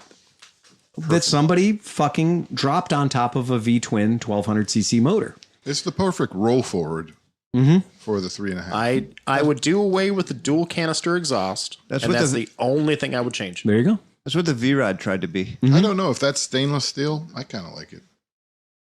A full stainless. Well, I don't hate it. No, I don't hate it. It's a good looking bike. This was the one that really caught my eye. This is what the current management, Chris McGee, this is what Zinen, this is what the Italian people still there at the factory and the design team in Italy, this is what they wanted for their return. And this is what they built. And it's taken them a little while to grab that old 1200 motor and massage it into EPA compliant specifications, because as we talked about, that motor is 20 years old. Wait, that's a 1200? Mm-hmm. Oh, I thought it was going to be like, rolling the 3.5 forward, and it was going to be 5. So, John, you'll be happy to know they do it as a 350 V twin. Okay. They do it as a 650 parallel twin. Okay. They do it as a 750 V twin. Wow. And they do it as a 1200 V twin. Craze. Pretty fucking cool. That's nuts. That's pretty fucking cool. I think the flavor that I was on at the show was the 6. The 650. Yeah, 650. You were sitting on the 650. That got my attention. That got my attention. So in 2023, that company that sold 150 bikes, in 2023, that company sold 5,000 bikes. Now we're talking. Wow. Now we're talking. That's the difference. So that's the difference. They go from 150 bikes to 5,000 bikes. And in 2023, they were offering 6 models, 6 bikes. Okay. Now we know from standing in the booth the other day that number has grown a little bit. Mm-hmm. That number's gotten a bit bigger. Yes, the 1200 is coming back, as we just saw the 3.5 1200. I don't know how you're going to market that shit, but it is. That's coming back. That's a thing that's going to happen. But what I was kind of more surprised with is all the other stuff, the small stuff. The 350 V twin, they're bringing that's back. So we're going to have a sport version of that. We're going to have a standard version of that. We're going to have an unfortunate cruiser version of that. Sorry, we can't all be winners. Well, somebody had to bring the Excalibur back. Is that Honestly, shocking they didn't call it the Excalibur. Should have. Didn't they call and honestly, the Rumble? The Rumble? If we ever get one, I'm going to put Excalibur stickers down the side. The Calabrero? It could be a lot the Calibro? worse. Calibro. The Calibro. I like Calabrero. I'm going to say it Pennsylvania style. Now that I've thought about it, it's the Excalibur. We're just going to have to call him back on Monday and just go, no, Excalibur. I'm adding a little bit of Spanish to it. The Calabrero. Caballero? The Caballero. See what I'm saying? I do. I am picking up what you're laying down, man. I feel it. I am totally picking up what you're laying down. That bagger one, that was pretty cool. I mean, They're the bagger, the Calibro 700. Sleepy, go ahead and pull this up right now. Not an ugly bike. No. At all. Picking up some multi-strata vibes there. Yeah. Pretty cool machine. This is a 750 that's putting out in the 96 horsepower range. So that's pretty good. That's all right. And it's a V-twin. That's Africa Twin Power. Yep. And seeing and touching it and stuff, they're legit. They're legit. They are really nicely put together. Yeah. There's a lot of stuff that makes sense. Like you can take the seat pad off the back and there's a storage area under the seat pad, but you don't have to use tools to take the seat pad off. You literally just turn the key. Pretty cool. They already have the bag mounts built into the bike, so you don't need to buy brackets and shit. They're already built into the machine. So the machine comes from the factory with the bag mounts already on it. Thought that was pretty cool. Thought that was pretty tasty. It's a good looking machine. It has all the right stuff. And again, we're talking about a motorcycle that with 96 horsepower is going to be under $10,000. That's attractive to some people. I kind of dig it. You know, I kind of think that's cool. The Calibro. What's the floor plan on that? So they want me to take 8 for the record. And because 3 of the bikes that I want desperately haven't been allowed to be in the United States yet. They're going to be mid-year launches like June. So I took 5 that we saw that I liked. So I took 5 that we like, and I got 3 in reserve that when they come in, I'm going to get those. I got a Scrambler. I got the 650 that Sean absolutely loves. The blue one with the brown seat. The blue one with the brown seat. Mm-hmm. Well, no, he liked the red one. I like the red street one. Oh yeah. So I want to pull this one up so everybody at home can see it. This is pretty cool. A lot of you guys, if you guys are seasoned motorcycle riders, and throw this up, you might recognize this parallel twin 650 motor. If you have a Versys, you're going to recognize it a lot. I was going to say. Yeah. So that's the CF Moto built motor. So that is a CF Moto product. That is the same exact motor as that's in your Kawasaki Versys 650. That's what it is. That is, that is no apologies. They put it in their fucking newsletter or whatever. That is the Versys 650 twin. It's also fucking gorgeous. Yeah. It's a beautiful bike. That's a really, really, really nice bike. And for 70 odd horsepower and a 6-speed transmission, that's also pretty cool. What doesn't hurt is that every single Morini has a 3-year warranty. So off the tick, a 3-year warranty. That's pretty cool. Very, very cool. That's the original 3.5, by the way. In the color you shouldn't buy. That's the red and black is the way you got to buy the red and black. That's all there is to it. I just always like those 3.5. Me too. Always. So the 650 is parallel twin, and that's parallel twin. That's what you're going to get there. It's cool. It's a neat bike. It does all kinds of cool shit. The bike that I know everyone was excited about is the 450.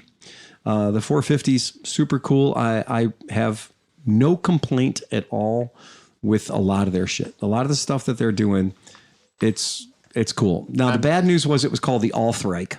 Oh. And the Althreich or Third Reich or Althreich or Fourth Reich, I can't get it right. I still don't think you should name any motor vehicle hike. Yeah. At all. Yeah, because anything to do with walking is against. I was going to say, dude, if you have to carry the... And they kind of leaned into it, too. Yeah. No, you're not going to sell this. At least it's not called chinchilla. Well, I thought that might end up a little better in some ways. I think we all. It does give me the warm fuzzies, though. So this Althreich is 450 cc's. I think they've done it justice. I don't have a problem with the bike. I think that for people who are looking for that kind of under 100 mile per hour, kind of under 100 mile per hour motorcycle, they're probably going to be pretty happy. I'm just having trouble pulling it up right at the moment. We'll figure it out. There's a lot. It's Althreich. Take your time. It's Althreich. Yeah, they're literally. They just doesn't want to load at the moment. I think I'm suffering some Wi-Fi shortage at the moment. But the one that I'm extremely excited about, and I probably shouldn't be this excited about it, but I'm very excited about the new 350, the baby 350, the little 350. I wonder, is it going to have 37 horsepower? It is. What? It already does. It's not gonna. It exists. It's on this planet. It's already gone through EPA testing. We're just waiting for it to show up in June. Good Lord. Fucking A, man. And 6-speed transmission and a V-twin, which we like. I gotta say, I like a nice small displacement motorcycle. I can't wait till good weather comes around. I'm gonna hang out the shop. We're gonna hang out the shop, just ride these dumb things. Yeah, that's exactly right. I'm very, very excited about it. So, kind of getting into those things. I mean, I don't want to move full production there, but maybe do an R2 unit just one time, just so we can all I mean, you don't want to, well, I mean, you'll cycle them through. Maybe. Yes, we will. Yeah. Tell us a little bit more about the Scrambler you mentioned. Which one? Yeah, I guess that's what I want to know. The 650 or is there a 650? So there is Okay. a 650 scrambler, right? And they call it the SCR. Obviously, nice that they made it easy for us. The 650 scrambler, you guys can pull it up here. This is a bike that a 650cc motorcycle is going to cost you for a brand new one, $69.99. Now, all those crash bars on the one bike that they had there, was those there? Yeah, that's all that. They call the Trek version. And they repainted. The one was orange and black, and they just painted all that was stuff. a Roland Sands bike. So they did Biltwell. They did a Biltwell version of it. So they do the bike in 3 liveries. They do it in blue, they do it in boot camp green, and they do it in, I think, gray was the other one. The blue was quite sharp. Blue was very good. Very good bike. blue. Very cool looking machine. There's a great picture of me and Johnny Mac with that blue one. It's a cool bike, and again, it's a street bike. Don't confuse it with a motocross bike. That's not what it is. But it is a very retro looking machine, but it's all the Brembo, it's all the Marzocchi, it's all the cool shit. But it does have a Versys motor. It does have a Versys motor. So it has a little bit of adventure. It's going to definitely have that pedigree. What I also like about them is every single one of their wheels has tubeless tires. So even when you see spokes, they are the spoked tubeless. So none of their bikes require tubes. Even their 21-inch that they're doing on the 450 is a tubeless. So, and those rims that are on there are Acront rims, and they're doing them in the way that you can put a tube in it if you insist on it. You can take the filler valve off and pump a tube into it, or you can run it with a inner tube or How do a they do tubeless. this? Is that O-rings on the... lower screen. What's that? It said kill the lower screen. It's whiting out. It is blowing the. Sorry about it. We'll take care of that. It's blowing out the camera. We can take care of that. We can make that go away. We have the technology. Is that O-rings on the spoke nipples, or are they it's, doing like It's the channel. the channel? It's the channel. It's the channel. It's the little tunnel inside. Raised ridge. Raised ridge. Thank you. Yeah. So it's the tunnel inside. You know what? Companies like Moto Guzzi and stuff that did the double O-rings on the spokes, I never trusted that. Never trusted it. That's a lot of O-rings. That's a shit ton of O-rings. And when you buy a motorcycle and the owner's manual says never, ever, ever use a power washer. And when the owner's manual says never use a power washer on these rims. On a dirt bike with a 21 On a dirt inch. bike. Oh, yeah. Fuck that. That's not going to work. So I've never trusted the shit ton of O-rings method. I've also never trusted the 3M tape around the inside. Absolutely not. Actually, I use that. I know a lot of people who have. I use the I forget that Utrex, I believe is the system I use. My bike's a 2017. I've been running it since 2019. 6 years now. Yep. Same air, never topped it up. Yeah, right. Well, yeah, they want like 50 cents at every gas station to put air in your tire now. It is just one of those things. I've tried it. I've had a couple of bikes that I've had. My XT350 I did that method too. I did the whole tutorial. I followed all the rules. I put it together. It did not appear to leak, but I also had a not so fresh feeling. They tried to sell Peggy nitrogen at the Kia dealership. Oh, We can put nitrogen in your tires. You She was like, can. Go fuck your hat. You can get I think isn't Costco doing that? Like, isn't their thing nitrogen? No, just the air pump outside. No fucking idea, dude. Look! I went to a motorcycle trade show years ago, and this cocksucker comes out and he goes, "We got the Nitro Blaster 3000. This is a device that turns your shop air through an electrochemical process into nitrogen. It just scavenges nitrogen. Keep in mind, when you breathe in, most of what you're breathing in is nitrogen. About 80%. About 80%. So it would be hard to have anything less than 80% nitrogen in your tires. You actually would have to take the oxygen and carbon dioxide out. Yeah. So when the guy is like, "Oh yeah, with our system, you're going to get, the highest possible concentration of nitrogen," Or and I'm like, electrolysis. but it's in our tiny already box. over 80% nitrogen. Yeah. The nitrogen count is already pretty high. So I don't know how much better it's going to get, because what you're saying is nitrogen's the solution. So the other 18% is the problem. So if the other 18% is the problem, then you need to take the other 18% away.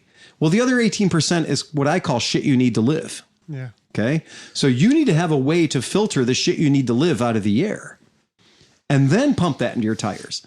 Well, if the problem was the shit you need to live, 18 or 17%, well, then the nitrogen's not really your fucking solution. The solution is you just got scammed. Whatever you paid to have nitrogen put in your tires, I hope you have a tank of nitrogen so you can top them off when the time comes. Otherwise, you just ruined the whole fucking system. Oh, Sergeant! Uh-oh. I do still have the TW200, of course. Absolutely. Yeah, and I got dibs on it, so don't be thinking. Dan's going to hobo fight you in the yard for that one. Hey, man, I have no intention of coming off that TW200 anytime soon. But Dan, you can ride it anytime you like. But I also, you have first. You'll be my first guy I rip off when I sell it to. Yeah, you'll be the first guy I charge too much for.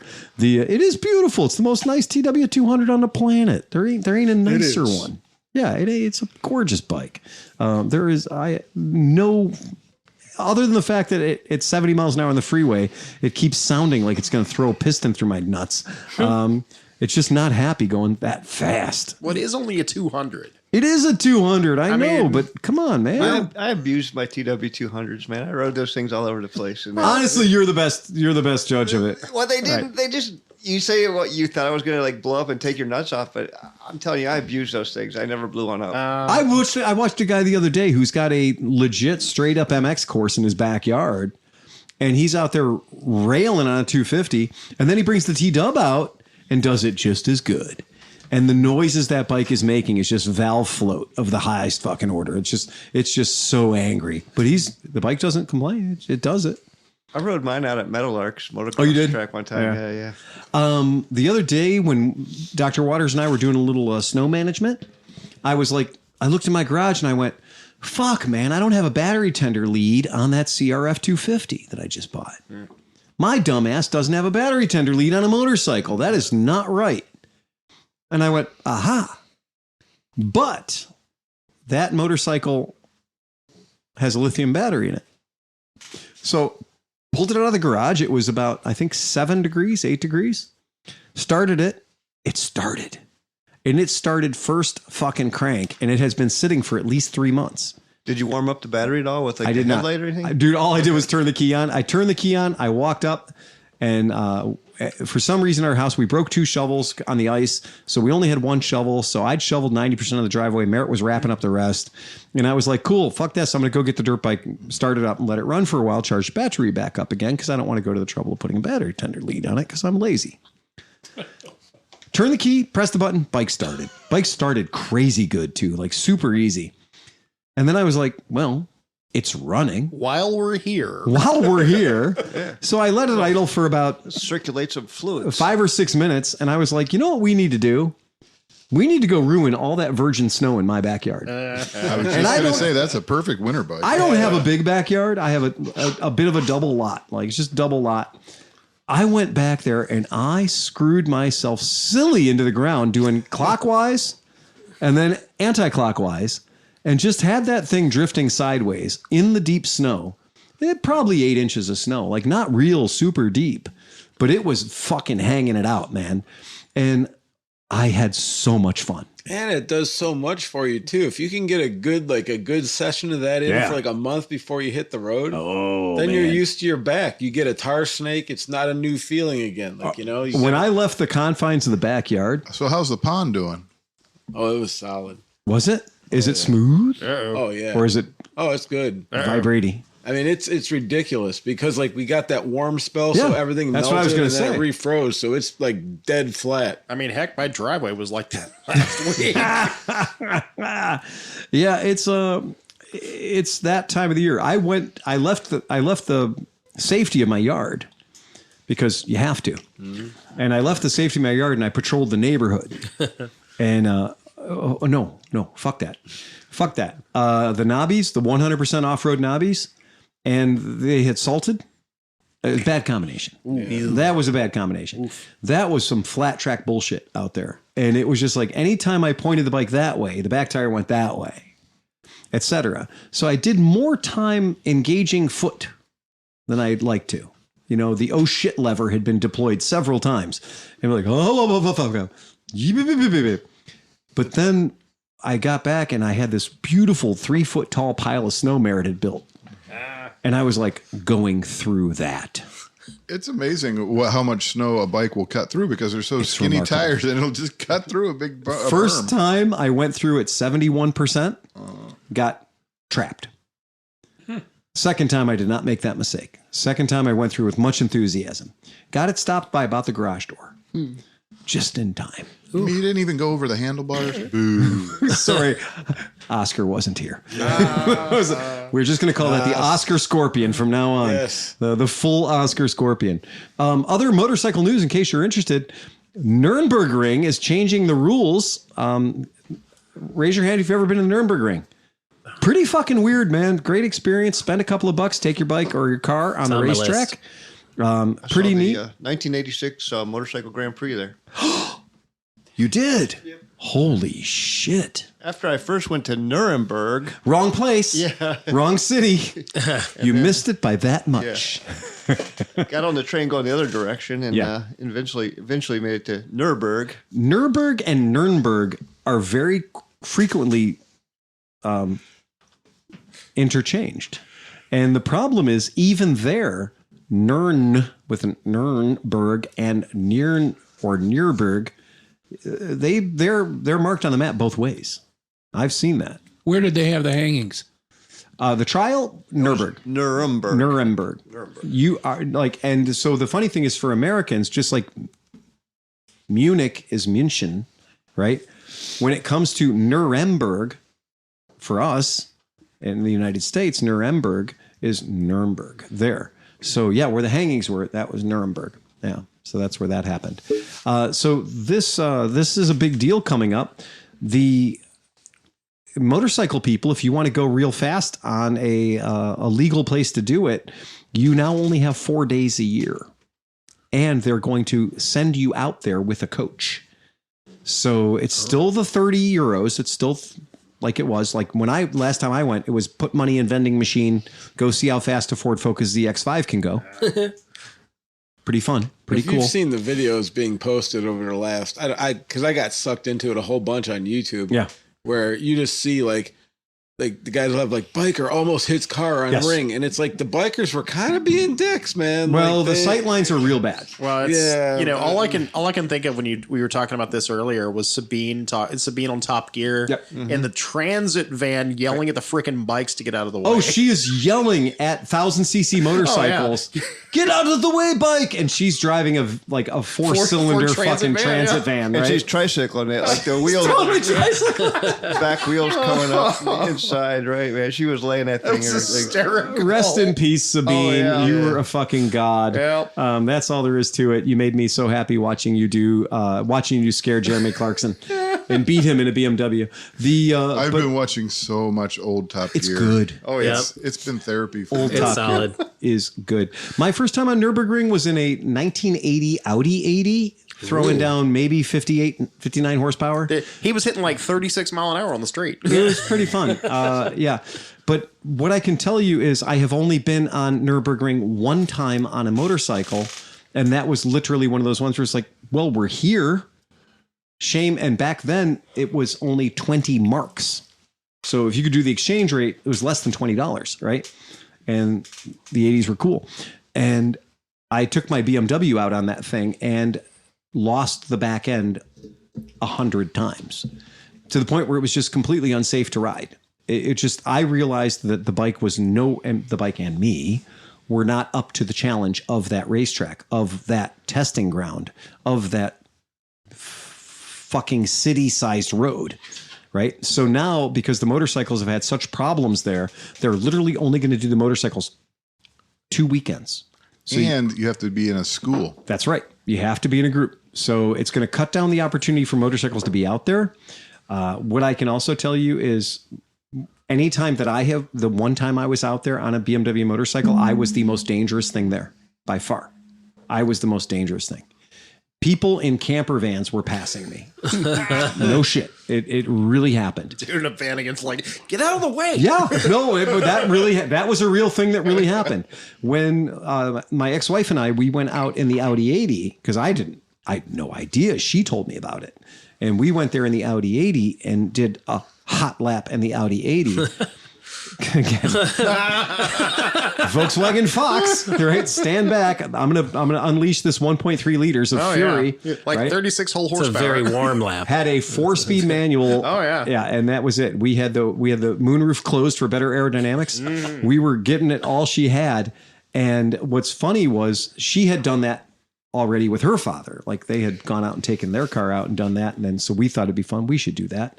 And we were again the slowest thing on Nurburgring at 100%. So that is a sad thing. But I guess if we don't want people to die all the time, we have to have some rules. So those are the rules. Guy Martin is going for 400 miles per hour in a fucking Rolls-Royce turbine-powered motorcycle. 1,200 horsepower. 1,200 horsepower. At what point do you just take a decommissioned jet? Right. That's what this is. You just take the wings off of it and put it on 2 wheels. Well, a lot of land speed vehicles are that. I mean, because you're not hitting V1 or V2 here. You're not trying to take off. You're just going a straight line. No, when I saw that it was a turbine motorcycle, I thought it was going to be a Y2K, but no, it's purpose built by him. And yeah, he said nothing from the motorcycle world is going into it. No. It's not, and it is a crazy kooky thing. There's no doubt about it. This is going to be a 400 mile per hour motorcycle, and Guy Martin's kind of the guy to do it. You know, that's kind of his jam. That's what he pulls off. I watched the interview that was attached with that article, and it was very interesting. He's into a lot of stuff, and one of the things he was doing was they're recovering World War II bombers that crashed in Denmark or whatever, like because the Danes credit the English for saving that country, and so they've been slowly, kind of quietly. I mean, they'll admit they're just trying to recover the remains of all the crews and also the planes. It's pretty interesting. It's very interesting, and Guy Martin's a fun guy anyway. He's an interesting dude to watch. Intense. Spend some time with anything Guy Martin does. I think you'll come away from it better off once you get past the language barrier. Well, he's also he has a genuineness. Yes, he does. Genuosity. He's a very authentic human being. Very authentic. Thank you. Yeah, very much so. What would be that word? Okay, what are we doing here, mate? Authenticity? He's genuflecting. Yes. Genuflecting. Then sad news, my friends. Johnny Mac in particular. Honda officially calls the Honda Big One. It's okay. It's done. Yeah. The Honda Big One is done. The Honda Big One, the idea of a naked, big ass 4-cylinder, 600 pounds, 111 horsepower doesn't really. Out of 1,300 cc's, I mean, look what a Hayabusa does. Yeah. It ain't no Hayabusa. It ain't no Hayabusa. And it's still running traditional forks. It's still running ancient 80s technology. No. And people were still buying a couple. I mean, you think a 1,300 cc would be at least 150, 200, like a 200 horsepower. Absolutely. But again, that motorcycle is officially gone. That is it. Honda finally gave up on it. Honda always being well in tune with when is the right time to murder a project. I almost wonder if the 1000 is almost 100. I wonder. It's like, I'm sure it is, right? Yeah. The displacement did not displace more horsepower. It was not a more powerful bike by any standards. I think it was just the idea of it. I'm sorry, I can't find a better picture. The of this. bike probably outlived its market. It did. I think that's what happened. Yeah. What was that one that we got? 92? 95. 95. Yeah, 95. The bike was so disproportionate that 17-inch rims look stupid on it, so they put 18s on it. Buying 18-inch tires is no bueno. Yeah. Buying 18-inch sport bike tires would limit your choices to what? 2? Yeah. Yeah. Exactly. Yeah. Not a great. The tires they came on it and Changshen. Yep. And I'm pretty sure like once you get past like the Dunlop K591 or whatever conciliatory tire that Dunlop said, we're just going to make this tire for that one bike. We got you covered. Yeah. It was the same way for the PC800. You're like, for the 15-inch back tire, you had like one Dunlop K591 and that was it. There wasn't a lot of options for that machine. It was just a really fucking small number. And I'm going to go ahead and pull this picture up. I think I want people at home to be able to see this, how disproportionate this bike is. Because you look at that bike and you're like, it's all right. That's not the 1300 though. No, that's the old one. That's the older one. That's the one you had, the CB1000. That's the one that's in my garage. Still in your garage. Right. With the 18-inch wheels. They had to make the wheels 18 inches so the rest of the bike would appear to be proportionate. And again, that's the same motor, the same liquid cooled CB 1000 4-cylinder that has lived life in a whole bunch of different projects. I think it's a CBR. It's a CBR one. It's a CBR motor, tuned for the mid range.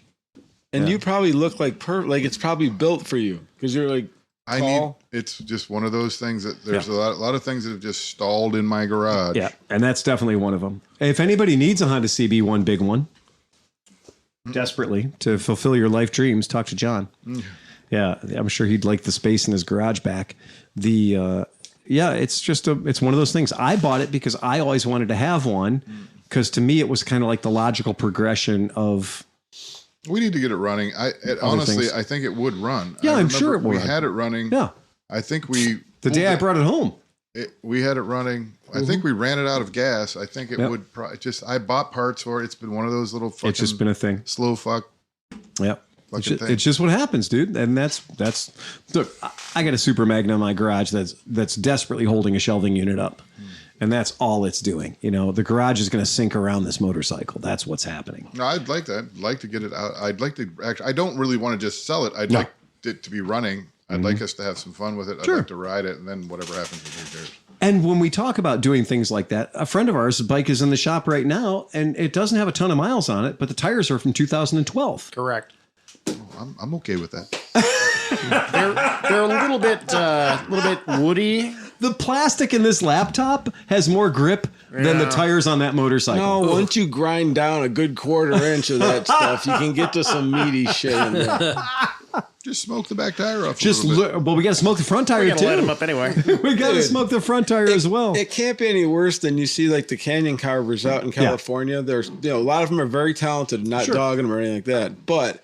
Like some of their videos where they're like, "Oh shit, look, I got threads hanging out of my back tire. Just big strings. We gotta take it easy this time." And then they're still going 145, and I'm just like, with 2 foot long strings coming on the back of the tire every lap. As long as you don't have too deep of cracks in the sidewalls, it's okay. Well, now, Chris, when your tire, hang on, what you got? So since Swear Engine threw in another $50, Jesus Christ, man! I think he threw another 50. I haven't been paying attention to it, so you guys have to chime in. I kind of lost my. You guys got it. My phone died, but I think I'm not looking. Swession definitely threw us $50. I'm not looking. You guys got to bring me up. This is the bottle he sent us a while ago. Yeah, that's the Okie. And Chris has just asked for another half shot. Woohoo! There we go. Let's get sloppy. I mean, there you go. Here's the Swanson. If we're doing it, I mean, that's how we got into the TWT. I believe in this. I believe. Dude, I'll do a shot. If we have to get dirty on a shot, we can get dirty on a shot. Here's the I mean, it's winter. What else are you going to do? It's going down. It's Thursday night in wintertime, man. It's Cleveland, Ohio. I always say there's never a bad night to drink in Cleveland. No, it's never. It's kind of, it doesn't exist. The city's sort of built for it. Yep. So, well, with that, I think we should definitely have a little roundioso of the So here is shooters and tutors and snooters. Roundioso? This is Swedgen sent this in? Swedgen! Yeah, here. I can show this one. Oh. Bouger. There's one. Thank you kindly. I'll give that. I'll pass that to Phil. There's two. Two round cocksucker. With an ice cube. Swedgen. Again, watch the Woo episode of Deadwood. Yeah. And you have to take a shot every time he says, or anytime anyone says cocksucker, and you'll die. Cocksucker. You will not. Yeah, that's it. Cocksucker. I'm actually just going to sip this a little bit. Oh, that is nice. Shit. Oh, I have no problem with that. That's Hey, tasty. gentlemen, just look at the screen when you get a chance. What you got there? Hey, redonk, baby, redonk. This Redonk. whole people throwing money at us, that's a new experience. Yeah. I'm not. Yes. You know, People throwing booze at us. Yes, Swedgen, I do like Oak and Eden. Yeah, Oak and Eden is delicious. Yeah, That it's is quite tasty. It's very, very declawed also. very declawed. There's no pain in my mouth right now. Or throat. Or throat. Yep, that's it. The we can almost see the wooden Bourbon wooden Fairy piece that's in there, approves. too. oh, is that got a piece of wood in Wood there? in there, yeah. Is that got a ladder inside of it? It's not Portuguese. So they can't climb out of the that bottom one yet. Oh That one's my got to age some. God, that is so good. I need to find a barrel to put that in. That actually. is so tasty, just the way it is. Don't change anything. I It's love perfect. you just the way you are. Cheers. That is so nice. Indeed, cheers. Sancha. Sancha. Here's to our podcast. Hey, a little tip out there for your friends from Cleveland. If you're old and your body hurts, and you go to the Who are you looking at? You go to exactly, Chris. This one's for you. I'll tell you what, Vegas was interesting. I was like, Oh yeah. Okay. I was worried about. I was like, I was struggling a little bit at times, but then it was like, everybody's got their own little struggle. When we were walking down Fremont Street and I caught our reflection in one of the myriad reflective surfaces, and I saw us wandering down Fremont Street, we looked like we just escaped from the fucking infirmary. It was so broken. Like a guy's walking out of the locker room after a football game. It was. Well, You know what's funny? Coming off the sound's battlefield. coming out of everything too. Each one of us has our own distinctive limp, Yeah. and we all have a very distinctive canter. Yeah. Right? And we're like, it's kind of this thing. It's like, it's a little less stylish than a mosey. It's a saunter. No, it's broken. And then as we're broken and we're clocking our 18,000th step of the day, who goes flying over our fucking heads? The fabulous flying fairy goes zooming past us at a speed only achievable by unladen sparrows. Fucking goes overhead. European or North African? North African, of course. Yeah. Fucking goes overhead, and we were like, but we all looked at each other and went, dude, fucking manned up. I know. They fucking manned up. He straight up manned up. He manned up. He fucking faced each and every one of us and went, oh, eagle, as he went over our heads. It was brilliant. It was majestic. Very high. It was a lot higher than I thought it would. It was high as fuck. Yeah. John, how high was it? Higher than giraffe pussy. It was higher than Sleepy. Hey, no. Nobody was higher than Sleepy. Sleepy, you started like getting over medic. You were trying to nurse your knee, and there was a point where Sleepy was just in like, yeah. I watched Dan hand over a bag of green, right? Okay. He did. Night one or night zero, Dan gave you a bag of pharmaceuticals. It was gone in 2 days. What? We're getting on the airplane. I get busted because I have a little bit of water in my bottle in my backpack. Sleepy ate the evidence. Sleepy ate all of the evidence. Of course. Can't have that floating around in your baggage. Dude, That was a great flight on the way home. Yeah, you did. Yeah. You weren't even in the same airport John and I were. Like, you were having a whole different flight. Like, yeah. The machine, man. Look at the machine. Can you get that machine going? Dude, he went plaid so hard. I might have a little. It was okay. That's exactly how you were talking. We don't care that you did it. We're just mocking you for doing it. It was just that speed of like everybody on our trip was kind of traveling at a different speed. Like everyone just has their own jam. Well, I was just watching. And I was just taking it all in, man. It was great. And we had so many things, like we didn't know that we had an itinerary. Oh. But man, we were busy every minute. We kept going every fucking minute. We had something that showed up that we had to check out and investigate and learn more about. That one day we caught a nap, man. I felt great. But you know what? I never felt like I was on a tour bus. No. I just felt like I was with a dude who knew plings. Or It was just every 21 minutes another Uber would show up. Yeah. And we'd get awkward in the back. Like we just awkwardly fold into an Uber every 21 minutes. Every 21 minutes we'd get into a different black car and we would disappear. Do I remember correctly that the one driver was telling us about how he killed a man? So I don't think that was the story that he actually killed a guy. Oh, okay. But that he was like instrumental to somebody dying. Yes, was that the was- point. yeah. Right. Was the whole idea. Was that the almost head-on crash guy? No, that was when John saved us from getting hit by the. The the Cadillac Escalade. We're gonna test all 8 airbags. Mackle Fresh alert system. The Mackle Fresh alert system. Oh, seriously. Fuck that. Dude, OnStar's got nothing on Mackle Fresh. Yeah, it was you are about to have a crash. No. He made me go twice. I'm like, the first time, I'm like, he's like, not, I'm like, react. I'm yelling. Like, Yeah, John threw 3 at the guy. John was like, first. That's it. Everybody who's listening to the headphones is just bleeding from their ears right now. I tried to stay away. Welcome to my version 1.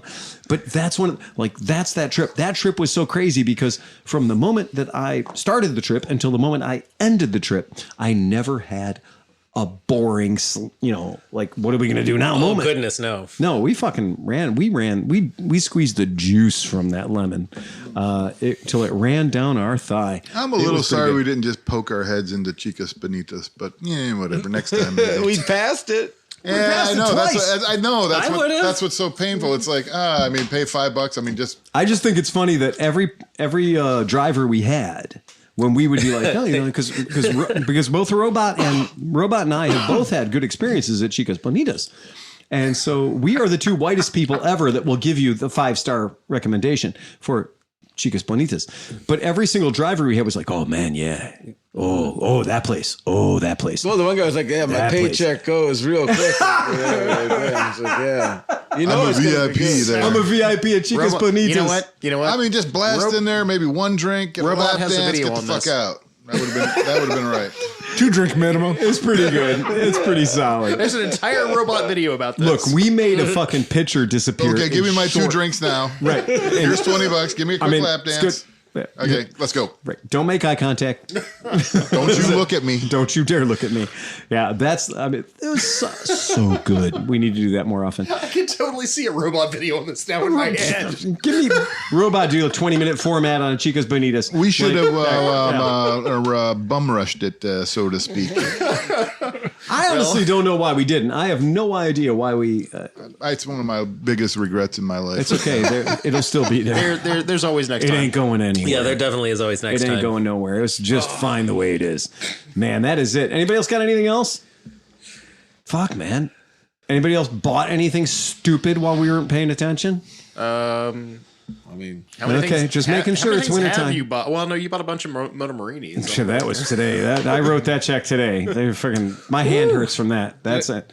Yeah. That's exciting, though. It is exciting. It is very exciting. I hope it works out well. I mean, it'll run Well, its and what did course. Sean say last week at the end of the podcast? Oh, what did I say at the end? He asked if he could come by. Oh, yes. Tell the people. Oh, yeah. I wanted to come by and help put him together when we get him in. I'm sure Phil would love to have somebody. Free labor. Let's go. Okay, but not only that, but we've done this before at the shop. You know, Chris has built his share of bikes. Absolutely. And we've done a whole build off with the SSRs and that kind of stuff. We're going to have some new SSRs coming in too, which are kind of exciting. We're going to talk about that next week.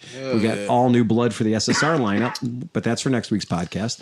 But yeah, I think we should, because it is a team building experience when we get new bikes in, and to see a bike come out of the crate and spend some time with it and see the way the people who built the bike want that thing to be taken care of. They want that thing to be presented to you. To see a thing show up in the crate and then to whatever period of time later, fire it up, maybe take that first ride on the bike, right?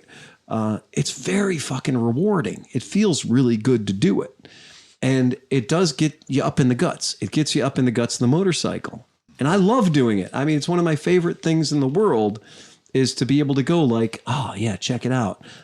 And Tom and I have seen, if we go to the factory sometimes, I want to meet certain guys. There's guys I know. Yeah, there's some engineers in Japan that one of these days I'm going to meet in public. And I might hurt them. It might be bad. It might be ugly for good. I was going to say, there's some people that I never want to meet. Right. Yeah. Right. And I can tell you, like, every 5th or 6th bike I prep.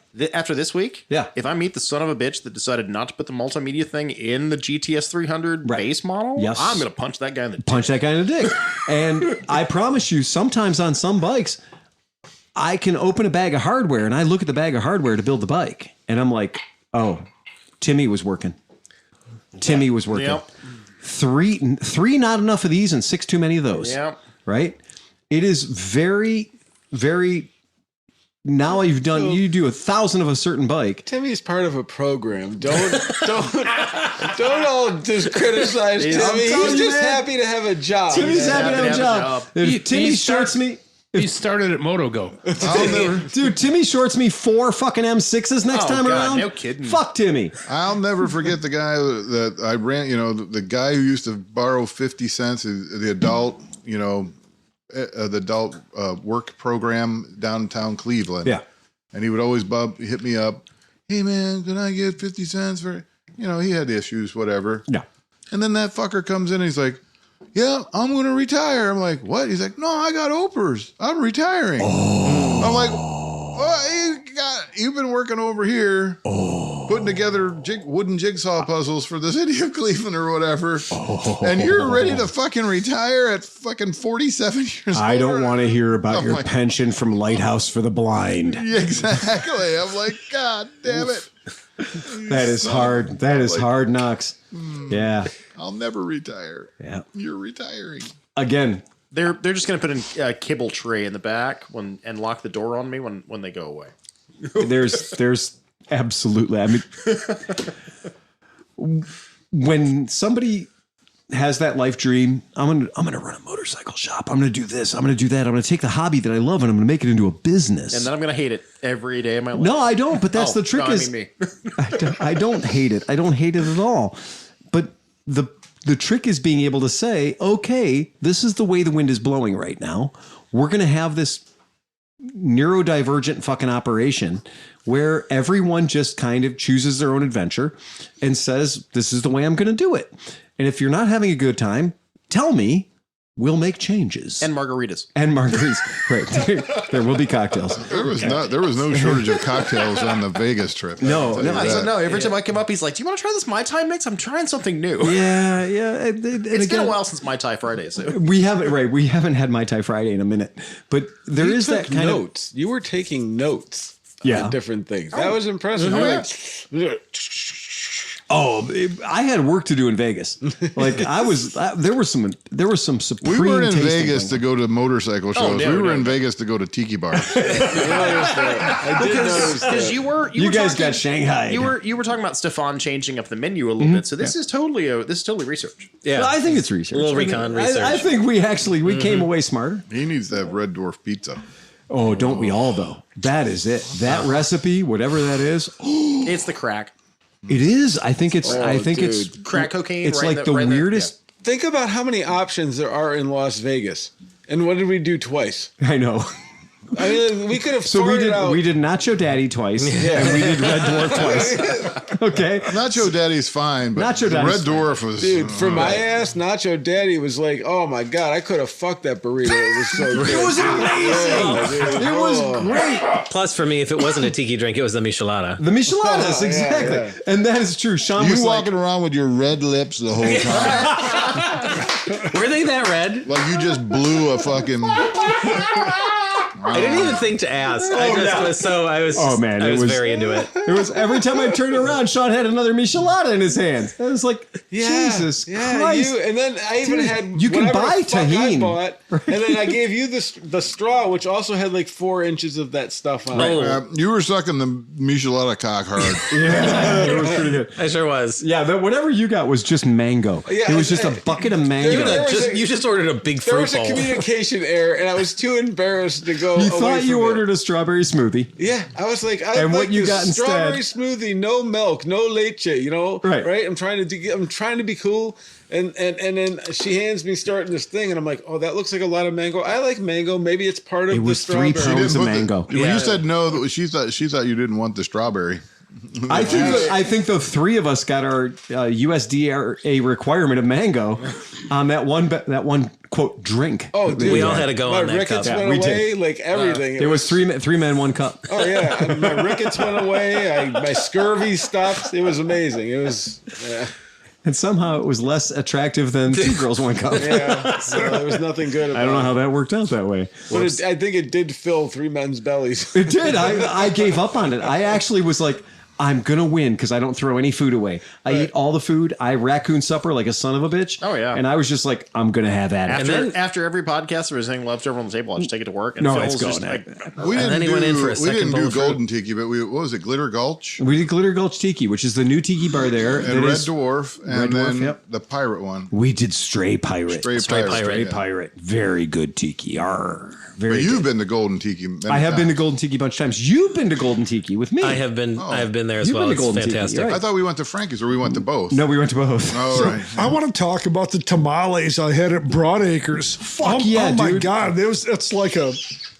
It's insane how good they are. Okay, one, Broadacres. If you go to Las Vegas and you're there on a Saturday or a Sunday, you have to go to Broadacres. Broadacres. You like Broadacres? What a very normal sounding, Suburban development sounding name. what a Norman Rockwellian how many name. how many holes is the golf course? Okay, Yeah, right. It's not. Couldn't be It's- farther from the. Couldn't be farther. It is a par 40. It is all of the Mexican flea market ever wrapped up into one. This is straight up. At the end of this aisle, we have the entire Fry cowboy boot display, but it's open air.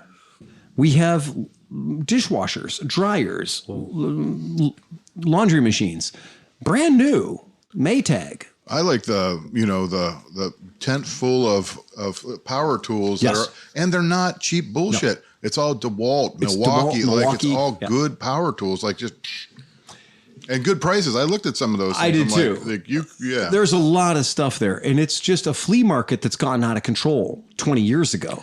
And You're not now- getting batteries, but you're getting the tool. right for cheap. Exactly. Right. That's absolutely Well, they didn't true. have the batteries on the truck. Well, there's a lot of that too. Well, So and these days, the reality is you're buying the battery system. Right. You're not buying the tool. Yeah, the tool's easy. the tool's just But a way to buy Amazon has batteries. the knockoff batteries for dirt cheap. Yeah. I mean, for a fraction of the price of a real Milwaukee. What makes Broadacre special is take the largest flea market you've ever been to in your life. Check. We got that. We can visualize that. We know what that's like. Booths, tents, Honda generators, the whole deal. Right? We know how that works. But now in the middle of it, put live bands Yeah. That was cool. and people dancing and a smorgasbord of food. Ridiculous. And not just like a guy who popped his little trailer in and Oh, no. selling tamales. Full food hall. These are 40-foot containers that are permanently in situ, and then they open them up, they bring everything out of the 40-foot container every day that the place is open. People have had their leases at Broadacres, their spot, for 20 years. Dude, going back to the music, Yeah. What was really cool too is like because it's not commercial, but it's commercial-y. They could have like hired bands that were like as like kind of the culture or something, but no, they were all legit, real deal. Like the guys, like Man, I really wish Oscar was there. He really would have loved those bands. Oscar's been there before with me, and we've had a very good time there. And we've also been there drinking our giant micheladas, right? Yeah. The quart size, the 46 ounce, because, well, for $1 more, I should just have a 64 ounce. It's a bargain. It is a bargain. I can't You're say no saving to money it. at this And point. the girl who gave me mine gave me the extra clamato. She did. She did make sure you had extra clam. Yeah. She sure did. She A girl gave you an that'll extra. give you extra clam. She is gave her. something special. She gave Sean an extra I'll squirt take from all the the clam. clam I That's can right. get. A little extra squirt from her clam never hurt anybody. I love clam. When I went, I was like, I saved my elote till the end. I saved my street corn until the very end of the experience because I was like, I wanted it so bad, but I overserved myself. So I went up and I was like, elote, that's a corn on the cob with all the things. Eat that, $4, you're fine. No, I'm going to have elote already in the cup because I'm posh. So they have like the small cup. And then they have the medium cup and then the large cup. I was like, I'm going to go medium. I'm not a pervert. I'm going to go medium. $8. That was fucking 22 ounces of corn. And the fixings, not just corn. Have Like you ever the eaten cheese, 22 the ounces of cream. corn before? It's a lot of fucking corn, in case you weren't I've sure. eaten too much corn. I just- We're Ohioans Crapped at my that. pants. Seriously, I got to the 50 when somebody was like, I hit water.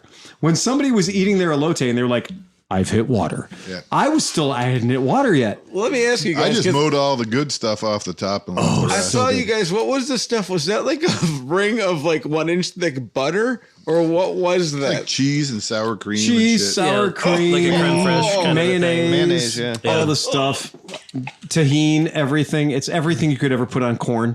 It's all the things on corn. And I ate it, and I ate it until I was just sick of eating it. Yeah, it's like a jar of mayonnaise. It was It was a lot. I don't give a fuck. it was I so love much. mayonnaise. It I'll was eat fucking delicious. mayonnaise. It was great, but it cured me. Sure. I'm done. I'm done. I wish I would have had the hot dog. They had a fucking hot dog there. I saw some of them set up on the thing. You should have had It was the like tamales. It was a foot long hot dog, but it was like fucking jacked with Question, all because- kinds of good Mexican stuff. I don't remember much about the flight home, but was there any repercussions of eating that corn on the flight home at all? Oh, no, that's good for you, man. There were repercussions here in that toilet when we were doing the podcast. You had an episode out there for a while, Oh no, there was a whole day. There was a whole half a day where and that was before the elotes. we went to the Hippy Dippy yeah. Kingdom. We went to the coffee shop Kingdom with Sean. We went to like Narnia. Mothership. We went to Narnia. We went to the spot that shouldn't fucking be in Las Vegas. It was a very restful, spiritual, mindful place. It was demure. It was very thoughtful. It was charming. And we went there for breakfast because every other place was gang fucked for breakfast. So we showed up at this place. We got in line. None of us are qualified to order at this joint. We didn't. You have to be at least a 7th level fucking barista to order anything at this place. So I was like, oh my God, what the fuck am I going to order? And I ended up ordering a kombucha just because I needed to give my intestines a fighting chance. I just needed something to get me back in line again because I had had too much fun. Spicy phlegm is always good. You know what? It was what I needed to get centered. And then we went to the world's biggest flea market, and I had so much fun. We had a blast. It was great. It was every experience you'd want to have anywhere in the world, except for you're like, why the fuck? Wait, we're in Vegas. Of all the glitzy bullshit that is Vegas, this is the opposite of that. This is the opposite of sequins and feathers and fakey whatever. This is real people selling real shit that they just stole last Friday. I didn't feel like I wanted to take a shower when I was at the flea market. No. Compared to like Fremont, I was like, Fremont Street is such a fucking parade of but it's not even scummy. I mean, that's the worst places than that. no, but it just feels gross just because the people. Yeah, I love it, man. That's I fucking that's hang out kind of on one of the things I like about Las Vegas, though. It's a little bit of a room of requirement. Kind of what you're there for, you'll kind of gravitate toward, and it doesn't necessarily always have to be like showpiece glitz. There is definitely a real human side there. I mean, the fantastic thing would be to be, ridiculously wealthy and doing Vegas with just all kinds of money to splash around. Well, a few years ago, like Patreon money. with Patreon So money. yeah, if you joined at the $2,500 I mean, don't get me wrong. So If you join at the $2,500 level, you can be in our helicopter. John will sign a golden toilet for What is you. it? What is it? Area 51 where you can eat at the top of the thing. oh my 'Cause word. I went to the My scruples, that's not a lot. So Can be we'll bought. see. Used all the Patreon money on the large elote. well, get the extra big. So What do I have to throw myself off of to get a $2,500 Patreon? a quick interesting observation though, because remember at the very last night I snuck off and went to that John Summit show. I got more of an answer than I wanted on that one. I don't know that. But that was at the Fontainebleau Hotel, which is kind of like the newest, fanciest, whatever thing. Oh, that's different. I thought you were talking about the top of the MGM Grand, but go ahead. No. But it's really. It's a lot of posh. It's a lot of money being thrown around, but it's also not. There's no taste. No, There's no taste. There's no taste. You said some people were vomiting. So. Yeah. Oh, yeah. Someone was yakking in the can next to me. That was fun. But it was a very nice can. But I think Vegas is the land of amateurs. And what was happening in the can next to the person vomiting? Who knows? Yeah, exactly. Well, and these are fully walled in stalls. Yeah. Like these are. Which Phil and I both agree. That's how every bathroom should be. Yeah. Yeah. Well, they were Well, nice. offer But having You just spinning have vomit one in this, bathroom, too. and every stall goes down to the ground, and it doesn't matter whether there's a boy or a girl. Everybody's got their yeah. privacy, and it's a safe space for Oh everybody. yeah, no, the bathroom.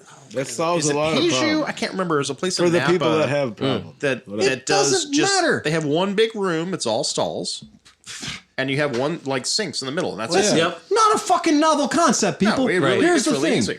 The only room in there that I give up one fucking tick of my concern about is where you're actually making the poop come out of your body. Yeah. And in that room where you're making the poop come out of your body, I think that should be a fucking chapel. Dude, I think that room I mean, honestly, should those be of us sacrosanct. those of us that have to shit in a punk bar.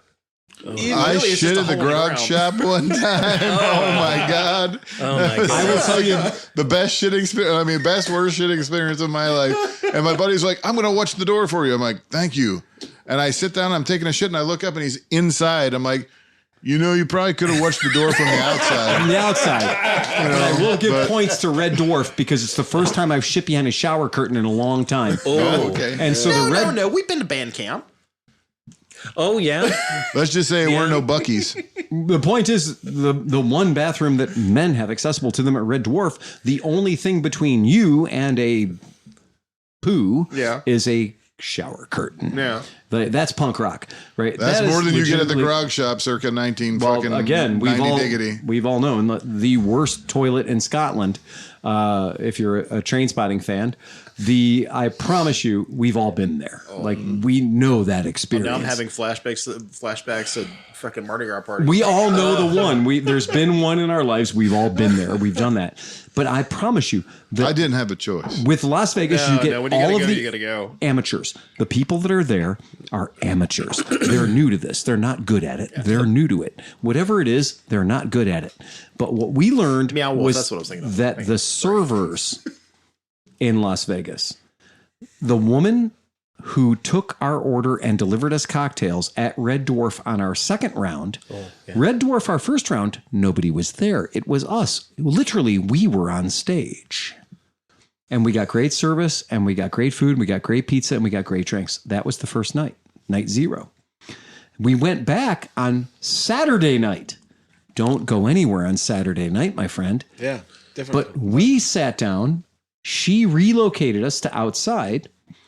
We got cocktails. I'm not She sure was that the was. best. I'm not I sure fuck- that was an upgrade. I think she was like, we have to get these guys. No, out. no, we decided no. to get away. She was awesome, man. But Yeah, I'm going to teasing say with you. we got 7 ingredient cocktails faster than anyone else in that room. We got our food faster than anyone else in that room. That one bartender, that one server, she managed to make that place invisible. She cared about what we needed, and she got it to us fast. We never were thirsty. We never were hungry. Nobody demanded anything either. No. Like, you know, that's not our Was she style. but I'm compensated? saying, like, Oh, she was compensated. But here's my point, that Vegas, the people who are there going to Vegas are fucking bad at it. But the people who work in Vegas are good at it. And yeah. she was good at it. And the vast majority of the people that we ran into were good at it. and the thing is when you see those people just like not take advantage of Yeah. like the idiots, but make money from them. Not for good, sir. But I'm saying the people that are just like, ugh. Right. Oh, Like, yeah. you can't even feel it. Like I'm like, what they're there done. for. Yeah, well done. Exactly right. That's That's what what it you're is. there for. That's what they're there for. And the fact that they can wrangle fucking idiot, fucking Midwestern dumb shit, fucking baseball caps on backwards, losers. And the fact they can wrangle them and get the money out of their wallet, get the services rendered, and get them stuffed into a fucking Uber and home safely is shocking that they can do it on that scale 365 days out of the year. Well, I didn't even realize that those bars were open that late. So like when They we don't were leaving, close. I know. Yeah, that's what I'm saying. I believe it was the general manager of Golden Tiki who said, "We don't have locks. Right. We're just there. We're Yeah, just we're open." there. It's like, it's terrifying to those, think that. those servers at 4:35 in the morning have to be dealing with some just amazing individuals. You know, do we ever talk about the Gold Spike episode, getting frisked? No, we didn't. John and I had a bad night. John and I had a bad night because the ground floor of the Gold Spike decided they wanted to be what did they say? A nightclub? A club. A nightclub. So they wanted to be a nightclub, but I was there as a resident. I was there as a tenant. I was there as a patron. You lived there. I was there as a patron of the hotel. Well, he's got a condo on like the 13th floor. Yeah. And what's funny is like, in order for me to get to my elevator, I had to be escorted by security every step of the goddamn way. And like, no shit, Robot comes in, and Robot, who drove there, is carrying everyday carry, like a pocket knife or whatever Robot's carrying. And so Robot. Well, first we go in. Yeah. And we're heading up to your room. We're like, you know what? Let's get a drink. Mm-hmm. We turn to go sit at the bar. Yep. Guy throws his hand on your shoulder and is like, sorry, sir, you have to go get frisked. If you're gonna drink, you have to go back outside and get frisked. As we were hotel residents, just going to our hotel room, we did not need to be patted down. Right. But they were literally photographing us, taking our ID, photographing us, patting people down if they wanted to be in the nightclub. You had to stand out in line, the velvet rope line. Meanwhile, there's 8 ugly fat people inside dancing. Right. So wait, if you were there and you were there, where the hell was I? Outer space. Ethereal. Okay. You were on a separate plane, sleeping. I think you had to go back to the room for something. Right. John and I decided. John Robot and I decided we hadn't went back had to the enough. room for that. Yeah. Oh, okay. Yeah. You went back to the submarine for that. Yeah. Rock hard and full of semen. We went to the bar with Robot. So Robot got tagged on the knife. Yeah. And they're like, oh, you can put your knife in a locker for a couple of bucks. And I'm like, no, he can't put his fucking knife in a locker. He's got a room. He's in my room. Like, we're guests of the hotel. And if he wants to have a knife and you got to tell him he's got to secure his knife, then he'll put it in a room. Yeah. So we go up to the room. He stows the knife. We take a few cocktails. We come, As we do. Right to the head. Take a few shooters right to the face. Mm-hmm. That's it. So we come back down. We're like, okay, let's go get a big drink at the bar. Yep. Nope. We got to get patted down again. You went back to your room. We got patted down again. Well, then I got fucked off. Yep. And I'm like, fuck this. I don't, and then the guy's like, are you okay? I'm like, are you happy? I'm like, no, I'm not okay. No, John had a moment.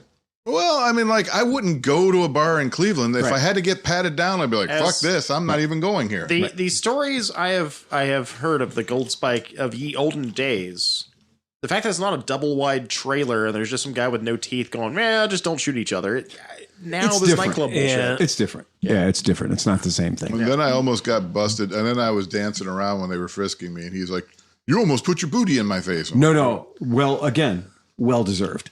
Well-deserved. And when the guy patted me down, I was like, dude, you can go harder. And the guy was like, what? And I was like, go harder. And he's like, what? And I said, really get in there.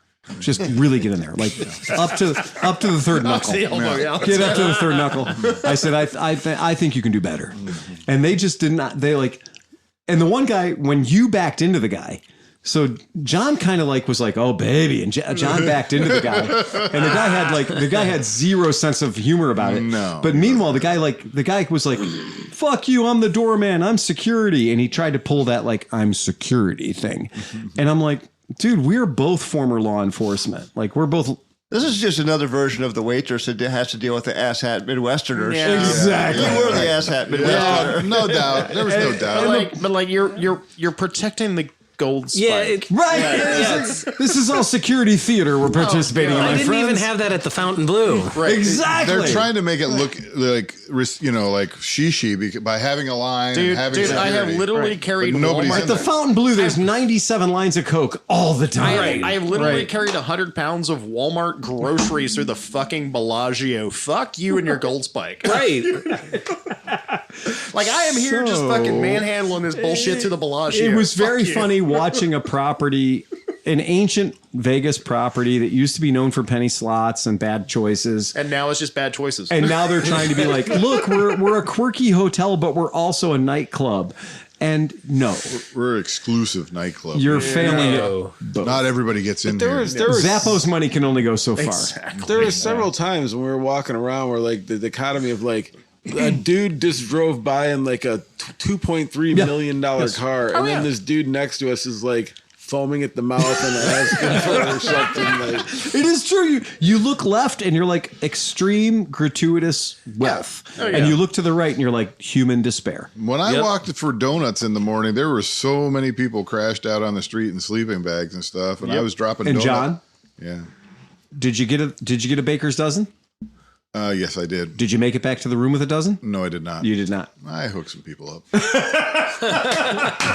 I He's got a big Dude, heart. I need a fix. John's got a big fucking heart, I need a man. fix. Well, the one guy, John's got a I big saw heart. the one guy, and I was getting ready to offer him. He's like, "Hey, man, can I get a donut?" I'm like, "Sure, you can get a fucking donut. Fuck it, I don't care. Yeah. We don't need all these." And then there was one guy who he was all crashed out. He was hiding under his sleeping bag, and he had some stuff. And I was going to try to just donut ferry him one there, but I thought I'd get stabbed. I was like, I was afraid of waking him up and then be dealing with a fucking I'm a wildcat. diabetic. Which guy traded you the heroin for? I can't talk about it. Oh, No. That's evidence, man. At this point, No, I was trying to get blowjobs off of homeless don't people for incriminate donuts. that's what the powdered sugar's for. The donut company had The one guy that was like, "You just made my fucking day." I'm Yeah. like, great. That's fucking. If a donut makes your day, and it's early. Yeah. It's early. It's pretty Dude, fucking those early. donuts were really good, though. well, you had been really- crying, not crying. You'd been lusting Yeah. after a cinnamon thing. And Oh, yeah, you were. I got up in the morning and I'm like, well, Cinnamon twist. you know, You are the best human being. I was doing my is. I was no doing my question. insomnia thing, and I was like, well, I got to get out of the room. I don't want to just lay here, and I don't want to wake these guys. Our up, friend so- Kurt Edwards, Edwards from Kentucky, and John McElfresh are the two guys that in the morning will go out and they will make sure there's coffee. They will make sure there's donuts. They will actually enhance your experience so much by just being like, you wake up and you're new to the day. You're just a little baby bird in the day. And you look over and there's the mama bird. And the mama bird's got a fresh, tasty worm for you in the shape of either a cocktail or a donut or some fresh coffee. And you're like, it's because of these people that my life is so good. It's so forgot. rich. Or a One garden little sprayer part. for a Yeah, go ahead. bourbon. You forgot one part. If you're on the top bunk, all that happens except for if you don't figure out how high it is. When you sit up, your head hits the fucking ceiling really hard. So besides that, all that happened, but you got to include Our that. Patreon members don't understand that they bought you guys a submarine room. It was.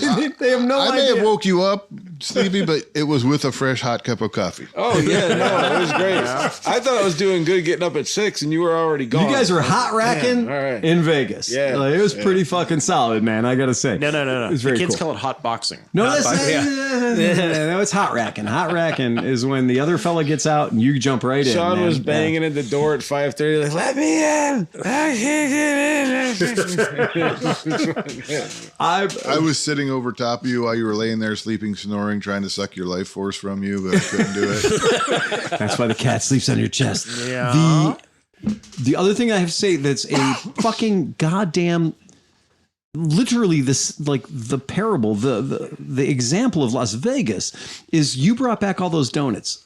And when you see a donut that's 7 inches long and 3 inches wide, and it's got chocolate on top of it, right? That was I think that's that was a called- travesty. I think that's called an eclair. Okay, all right. So if you ever see a Or donut a that's Long John, actually. okay, you can lay mommy, right? Yeah. Okay, Bavarian cream, Boston cream, whatever you Yeah. want, you think, right? We know. But travesty. if it's 7 inches long and it's 3 inches wide and it's got chocolate down the top of You're it, making Sean excited. you know what's inside, unless you're in Las Vegas. And in which case, if you're in Las Vegas, You got the penguin. no, you do not. You know what the penguin is, right? Go ahead. Guy gets off a ship and he's in Vietnam or whatever, and he's looking for a hooker, and he goes and he runs into one chick and he's like, no, I don't do that. I give you penguin though, and he's like, no, I don't know what that is. So he keeps going around and he keeps coming back to the same chick. He's like, I'll give you penguin. So can't find anything else. He's like, okay, I'll do the penguin. He's like, $20. Pull your pants down. So he gives her $20. He pulls his pants down. She runs away, and he goes running after her. Hey, where's he's doing the penguin walk. He got the penguin. You got the penguin. And you only get it if you're above And the it's $10 above level. the $5 a month level. Thank you very much for the patrons at home. That was the for me. That was the thing when I took a bite of that donut and I was like, fancy box, clever saying on the sides. Well, what was it? So it was called Pink Box. Pink Box Donuts. So good you'll lick the box. So good you'll lick the box. That was their big slogan. Their funny, haha. They stuffed all their donuts in their boxes. They literally put their money where their mouth was, and they came up with a slogan. The commercial division of Renee. They are. Exactly. Right. And when I grabbed that eclair, what was clearly an eclair, clearly a Boston cream something, clearly a Long John, any term that you have is fine. And I grabbed that thing and I took a big bite of it, and no cream presented itself. Nothing moist and wet was in my mouth. Oof. Just more donut. Ugh. And halfway through, sometimes, they end up all on the one side. We know there's travesties of donut making that exist in this world. And I realized that was the perfect fucking symbolism I could run into for Las Vegas. So dry cylinder? It was truly nothing. No matter how, it was truly dry and pointless. All glint and no substance. No matter how much you bit it was into all exterior, no interior. Yeah, it was what it was. And I was like, "Yep, that's Vegas." An empty soul. Yeah, that was it. An overpriced, empty donut. An overpriced empty donut. Calories, just dude. carbs. Robot showed up and had donuts, and he'd already had a 3-mile run. Yeah. Fuck, don't. God damn it, it's a donut, dude. It's a donut. Don't run over to get a donut. Don't do 3 miles of calisthenics. Don't do 3 miles of cardio just to come and have a donut with us by the fucking pool of the Gold Spike. No, he ran every morning. Yeah. God bless him. When I saw him, he looked misshapen at first, and then after I realized that's just robot. Then I realized he was a runner, and I'm like, well, that's he looked misshapen. Yeah. He said the same thing about you, John. He looked misshapen at first. Yes, that's called 5% body fat. I wasn't familiar with that at all. He walked past a bright light. We could see through him. That's how we made all those Ubers How many work. pull-ups did he do on Fremont Street? That was insane. What the fuck happened? He just jumped up and had a fucking pull-up fit? Like, what was that? Okay, that was weird. We were at the corner of Fremont Street and whatever, Sahara Boulevard or whatever, where James Bond put the car on 2 wheels, right? And so we're just kind of we're sauntering up there, and we got like the music going there, and the somewhat provocatively dressed naked girls over there, and then the whole thing's going on, and people are just generally getting their Vegas on, and Jeff just jumps up, grabs a fucking traffic control device, and starts chinning up. But you forgot one thing. This isn't like there's a couple of intersections where it was people walking. Yeah. This was the one intersection where there were actually cars. Yeah, there were cars. That's what he said. 55. It's the one where James Bond went on 2 wheels. Yeah, but if like people don't really they are going by right there at like 60, 65 miles an hour. It's game on. Yeah. Mm-hmm. And Jeff just decided, you know what I'm going to do? Make my friends feel bad. Bip, boop, bop. He just popped up there, and he ripped off a whole fucking adult-sized portion of chin-ups. Look at me, I'm so light. Look at me. I'm so fucking spring steel. And he did. He's obviously in good shape. And you know what we all did? he weighs like 35 but it was pounds. his 48th birthday. Yeah, that was his birthday. He looked over and we're like having problems just looking up. I'm like, I was like, my feet hurt, and I might explode. I had gone into 4 casinos. I started calling 911. I'm like, this guy's going to need an ambulance. No, you were posting video to YouTube. I mean, It's a new robot video. Here's just a dropped. fucking tip from your Uncle Phil. If you are in Las Vegas and you need a bathroom 5 minutes ago, Just be in the street. when you go into the casino because you need a bathroom 5 minutes ago, just run. Just run as fast as you can, because they hide the bathrooms, and the bathrooms in every casino in Las Vegas are all the way by the parking lot, because they don't want people coming off the street and being able to satisfy their most primal urge without passing 7,000 fucking goddamn slot machines, right? And so I learned by the time I got to my 4th bathroom in an hour that you need to hit the door of the casino. In an hour. Oh, it was bad. It was so bad. watching you go. The Hershey Flomax squirts for were you. strong in this Watching one. you go through the stages, because you usually have a pretty good poker face, but you were there, and like at one point we're standing there, and I looked over, and you were like, The level of like desperosity. you're kind of looking around, like feeling it out, and then like you relaxed, and like, okay, And then I look back over and you had like that, like, this is serious now, and I need to figure out a solution very quickly. Like, I watched your face change from that to then being like completely solid. Like, we are on a motivational We gotta go. expedition at this moment now. Yep. Contractions were only 30 seconds apart. It was crowding. I had a fucking turtle head poking out. It was so ugly. It was so ridiculous. And the problem is, you're at a retail mecca. You were at the point, like literally, okay, kids in China, kids in North Korea know where Las Vegas is, right? Like Las Vegas is Las Vegas. If you say somebody like, what's a unifying factor on planet Earth? It's fucking Las Vegas, right? You know, Las Vegas. And I'm at the epicenter of Las Vegasness. But you know what I can tell you is that in order to shit, I had to go into a place, look at a receipt, get the code off the bottom of a receipt that I didn't pay for, and then go past 3 security guards, get to a secret door, press in a fucking 7-digit code, open the door, and then go in and explode all over the inside of a fucking It's impressive what you were able to do under that type of duress. I know. Knowing that they could just hose the street down, I would have just dropped trowel and let it rip. I was thinking about... I've literally seen that in Vegas more than once. I was thinking about giving the giant gorilla something to talk about. There was a fucking homeless guy behind a shrub grunting one out. I was like, oh boy.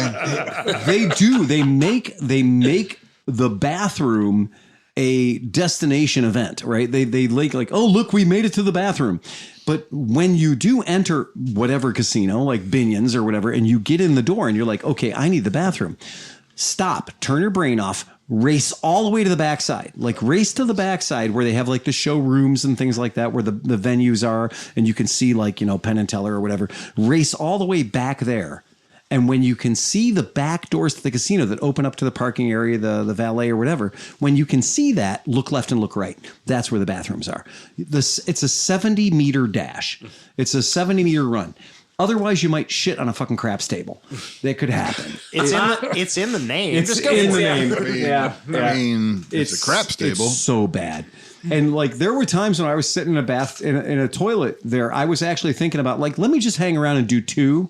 Oh, yeah. So I can get one ahead of the game for next time. No, don't just like, you might want to just wait. Dude, I was on a 12-minute turn, and coming from a guy that had pretty chronic IBS. Yeah. I was just going to make it very clear. I'm normally a stalwart individual, like you said. I'm pretty cool under pressure. That's fine.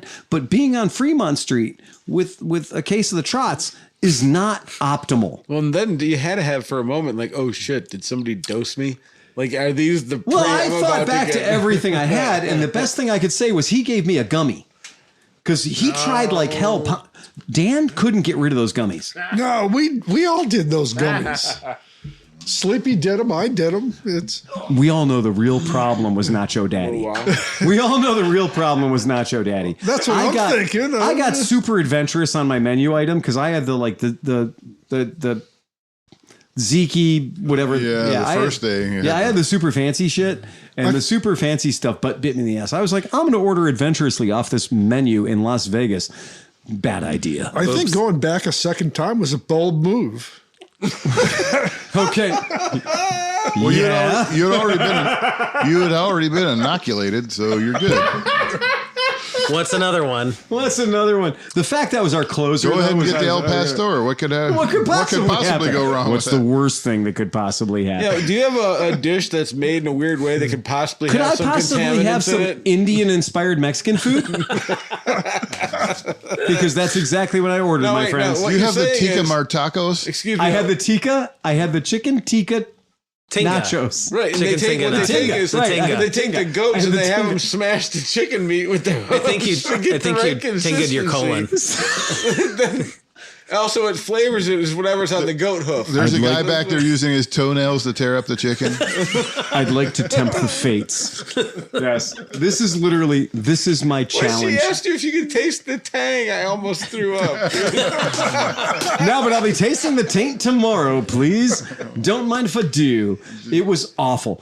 And I did. I had like a half a day of downtime where even at the flea market, I was like, on a brown watch the whole time. I was never really safe. Brown. Yeah, I was never truly okay. It was Nothing it was, like patching it up with some bowl needed full of mayonnaise. I gave you the corn and mayonnaise. It's gonna be great, boys. I don't know what could possibly go wrong. That is probably how you got home. Do you remember some probably podcast worked listener it out. last week when said what we weren't fucking lubricated enough? Yes. Okay, I consider him I served. think we've solved this. Fucking solve that problem. Thanks to Sweargin. Virgin. Oh God. Thanks to Dave Sweargin. We are the lubricity here is Properly overflowing. lubricated. Yeah. All right, that's it. I'm going to try to close this down again one more time. and by the way, wait a cheap second. So hey, do you have anything more to talk about? Is there another joke? Well, no, but there was a question. That I gotta go back to Wait that. a second. Weren't you going to go to pay something like? Or didn't you have some emails? We did. we have some got a hate couple mail? of them out of the way. Yeah. Okay. No hate mail right now. No, we're good. Yep. We have to try harder then. We got to work better. I think this one's going to get a few. The one guy was asking a long term. Yeah. So like the old bikes that you guys used to talk about, like the Mad Ass and then the V7 and stuff like that, like bikes that you really loved for a while. Yeah. How are they still The fare in your K-pipe. minds now? The K-pipe. Yeah, I saw the K-pipe. sorry. Okay. All right. K-pipe didn't work out. V7s are pretty cool. Yep. I love my V7. I still enjoy it dramatically. I still think V7 is one of the greatest motorcycles ever built, and I still own one. I know Chris still has one, right? And I'm currently working on one I right love now. Like I still love a V7. V7 to me is a stalwart. It has all the integrity to me of like a Honda CB350. It just is perfectly fucking good at what it does, especially the Mark 1s, especially the 5-speeds. The 5-speeds were just no bullshit. They were just straight up legit good motorcycles. I know guys that put 80,000 miles on one, not a problem. It's just a good bike. It's very basic. It's very simple. It's not going to do wheelies and light your hair on fire. It's just a good bike. We don't miss Royal Enfield. We don't miss Not the 500s, not the old singles. No, we don't miss that at all. The old iron nasty. No, the K-pipe was fun, but the K-pipe just had its day. Like it was a fun thing. Well, the Grom hit. Well, the Grom hit. You're right. The Grom biggest hit. problem with Kimco is they just flash real something cool. Like because we were talking about V-twin 350, the new Moto Morini. Yep. And the first thing I thought of was, well, what kind of horsepower did the Vinox 250 put out? Liquid cooled. It was an amazing motorcycle. Yeah. Well, but it just wasn't enough. Right. the Benelli 135. I mean, why would you want anything like a K-pipe when you but have TNT that? 135 legitimately is better than anything else that shows up. Take your spade. And I stick think it it's in the funny dirt. when Sleepy and I we were forced to transit a few of those. So we were forced to transit a few of those from our shop to our warehouse, which aren't next door to each other. There's more distance between those two than you like. There was a little bit of time on the freeway. And the fact that Sleepy and I can jump on bikes that Chris just put the batteries in and prepped and everything else, and they've got 0 miles on them. So you're giving a real gentle break in, right? Oh, yeah. Right. Yeah. It's really hard. And then Sleepy and I are fighting for 1/10 of 1 mile an hour. So Sleepy and I are like one hand behind our backs. Oh, dude, we were doing the flying Indian, like legs behind us, like They stripped down to Speedos or like doing the whole, Like we were cheating the wind so hard to see whose bike was 1/10 of a mile an hour faster. And it's not like we're at full throttle for like 90 seconds. We're at full throttle for 9 minutes. Yeah. And we're at full throttle for 9 minutes on two bikes that still have the crate dust on them. I'm like exhaling, trying to see if that helps. Hey, Chris and I crossed the country like that. Yeah. Well, if you had enough street, That's exactly right. If you have enough street corn, it's going to turn into an afterburner anyway. Okay. As a person who has actually seen 200 miles an hour on my speedometer, and I can tell you that seeing, anything over 170 is pretty emotional, right? Anything over 170 miles an hour is very fucking come to Jesus. That's pretty emotional. But on those bikes, fighting for an indicated 77 miles an hour, when you know that the oil that is in them has only made 1 or 2 revolutions in the motor. And it's still vegetable oil. So. And you're like, strangely, it's the same exact level of stress. One is 170 miles an hour. One is 70 miles an hour. And it's the exact same excitement. It's the same feeling. And this one, you're on a 12-inch wheel. Yeah.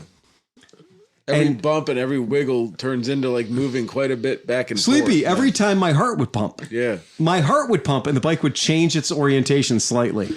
Because on that bike, any movement of any part of your body changes things. Well, that's what all these guys that are doing these like, oh, I put a 360cc thing in my Grom. I'm like, no. I mean, it's, don't get me wrong. Let me start with taller wheels. Yeah. Well, the Grom actually needs it. Those 135s don't nearly. They're good at 135. They are. They're fine. They're good at what they do. A Grom on its best day is like a 50, 55 mile an hour Top vehicle. speed. I mean, Absolutely. like, it won't do 74, 75. Yeah, there's a lot more valves hiding inside of an LAT&T 135. There's like extra valves. There's extra RPMs. There's like a whole extra 3,000 RPM that you don't get with a Grom, right? And that turns out that with a little tiny motor, 3,000 RPMs is a big deal. It's kind of important. But I think if you wanted to do like the wheelie things Yeah. and stuff with it, you'd probably want to gear it up. So There's a whole game for that. You're going to lose the top end. There's a game for that. There's a whole game. It's just funny to me that like you ride big motorcycles all the time. I ride big motorcycles all the time. Yet the two of us, when we're sitting next to each other at 70 miles an hour, and we could literally write on each other's gas tank with a Sharpie if we wanted to. Oh my gosh. Right. Because we are that locked in. Right. Like it's You generally don't want to race Phil. I mean, you're okay doing something like that, but it's I'll follow him. I don't try to pass him. it's an okay thing, but Sleepy and I, we were just how much more aerodynamic could a human being be? Well, we'd have to start changing. There's a diet move. habits. I mean, I'm too big for it, but you could have taken him. I could have coached you. If if you had a headset, I could have got you. I could have Sleepy showed and you. I how were to do it. drafting. We were doing some did that very too. serious You drafting. come right up on his ass, and then you hug right to his side, and then you And you get right in caress him front real? of him. No. At any You point, steal his fucking win. I man. could have reached over and grabbed his foot peg and pushed him backwards. There you And go. the best part, That would have been easy. Why wouldn't you just hit the kill switch though? I mean, just saying. no, but I love this reenactment of the. well, and the best part was at about mile 6, like the tire mold sauce had Yes. finally come off. Yes. At that point, you could actually turn a little bit. So that was even the better point. I of think that. it's funny that when we started the adventure, the tires weren't round. No. So we started this get off. We started this haul ass. The tires were crate fresh. They still had crate dimples. Yeah, in they them. did. They were just, and so at some point, like a while in, the turned into like smooth. So that nitrogen got stirred up. Centrofrosity.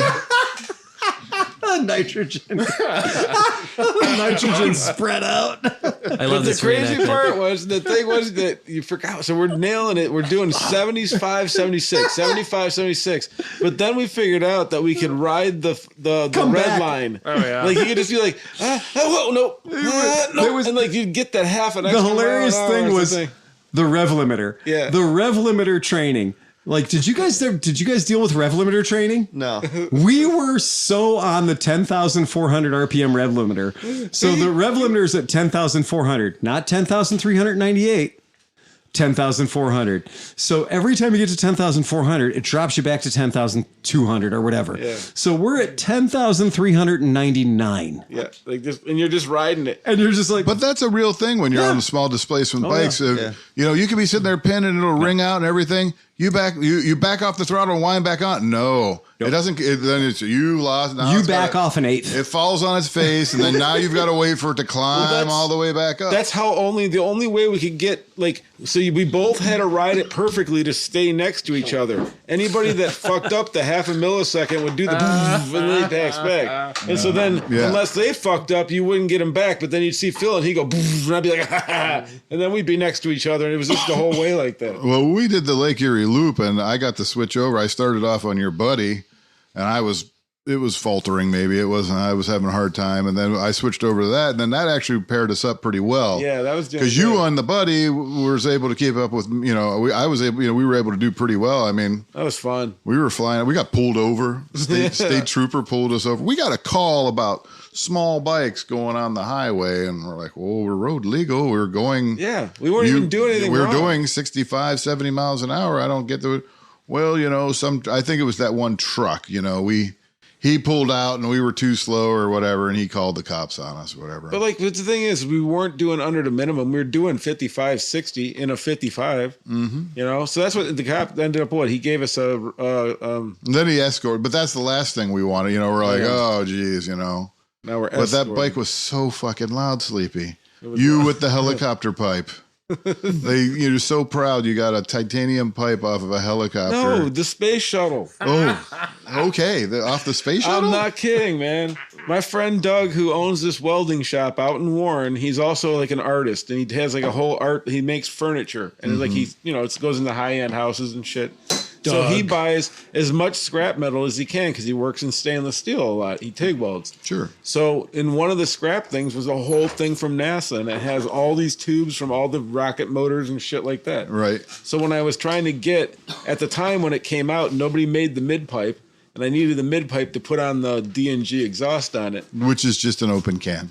Yeah, at that point. But anyways, so Doug was like, oh, I think I have something. So he goes out there and he grabs it and he's tagging and wigging and doing all the stuff. And he comes, he's like, by the way, that was from the space shuttle. And he puts it on there. And I was like, fuck yeah, that's cool. Fuck yeah, that was definitely cool. Yeah. But now it's back to normal because I couldn't take the noise anymore. And on that bike, if you add a pipe, it doesn't really help anything. No, I mean, because it's fuel injected and everything. And what's it really, you know what I mean? Unless you're. No, somehow the fuel injection doesn't like it and it doesn't help at all. Like you'd have to reprogram the ECU to do anything. Yeah. Turns out engineers can engineer pretty good when they want to engineer. Yeah. By the way, Mr. Swearingen, Oak and Eden went back to the trough again, snuck back to the bar, had my bartender pour me an extra snort This of Oak and podcast Eden. is just getting good, man.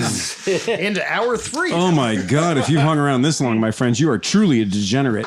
You are a broken soul. Good thing we do this on Thursday night, not Friday night, when your women would be angry at you right now. My alarm goes off at 4:45. Last question. So if you guys like Thursdays, let us know. Yeah, let us know if you like Thursdays. We're trying to figure out the days, but this kind of makes sense. We think a lot more people are home on Thursdays. So if it's Thursdays, cool. Yep.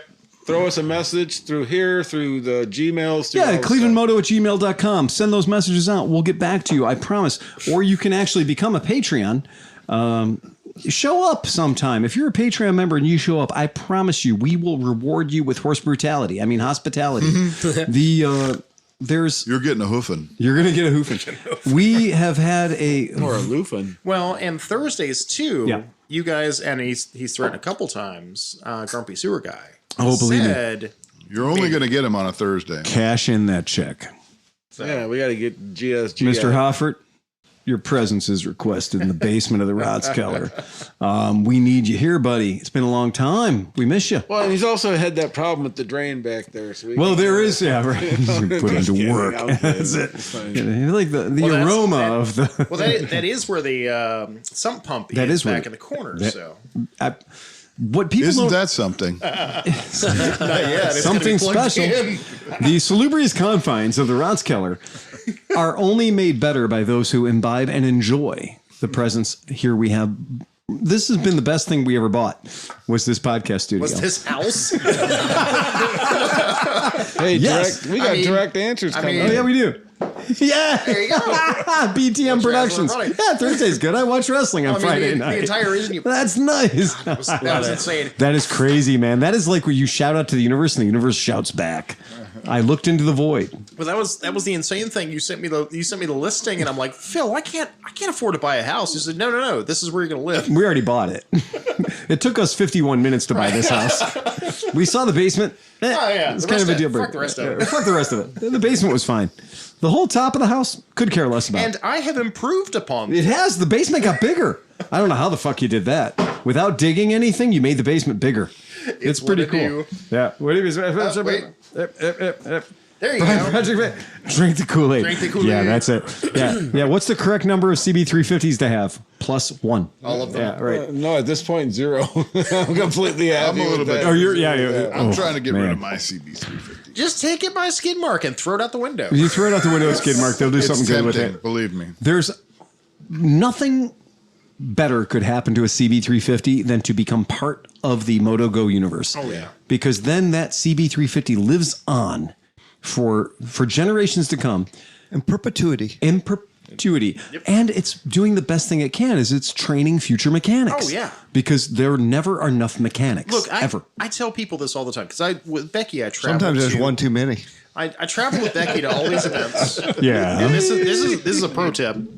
All these events where I'm at trucker events with Cummins and International, and you've got half the merch that I got. I was gonna say I have all their koozies. And and every time I say the words, I'm a mechanic. I might as well be a stripper to strip club for all the fucking cards that come my way. Yep. They're gonna make it rain cards on I'm you, a baby. mechanic. How soon can you start? Well, a little tip from us. My wife works in the Lakewood school system. She deals with a lot of folks who are, welcome to Lakewood. We have in Lakewood, we have a lot of Ukrainian immigrants, refugee asylum seekers, people like that.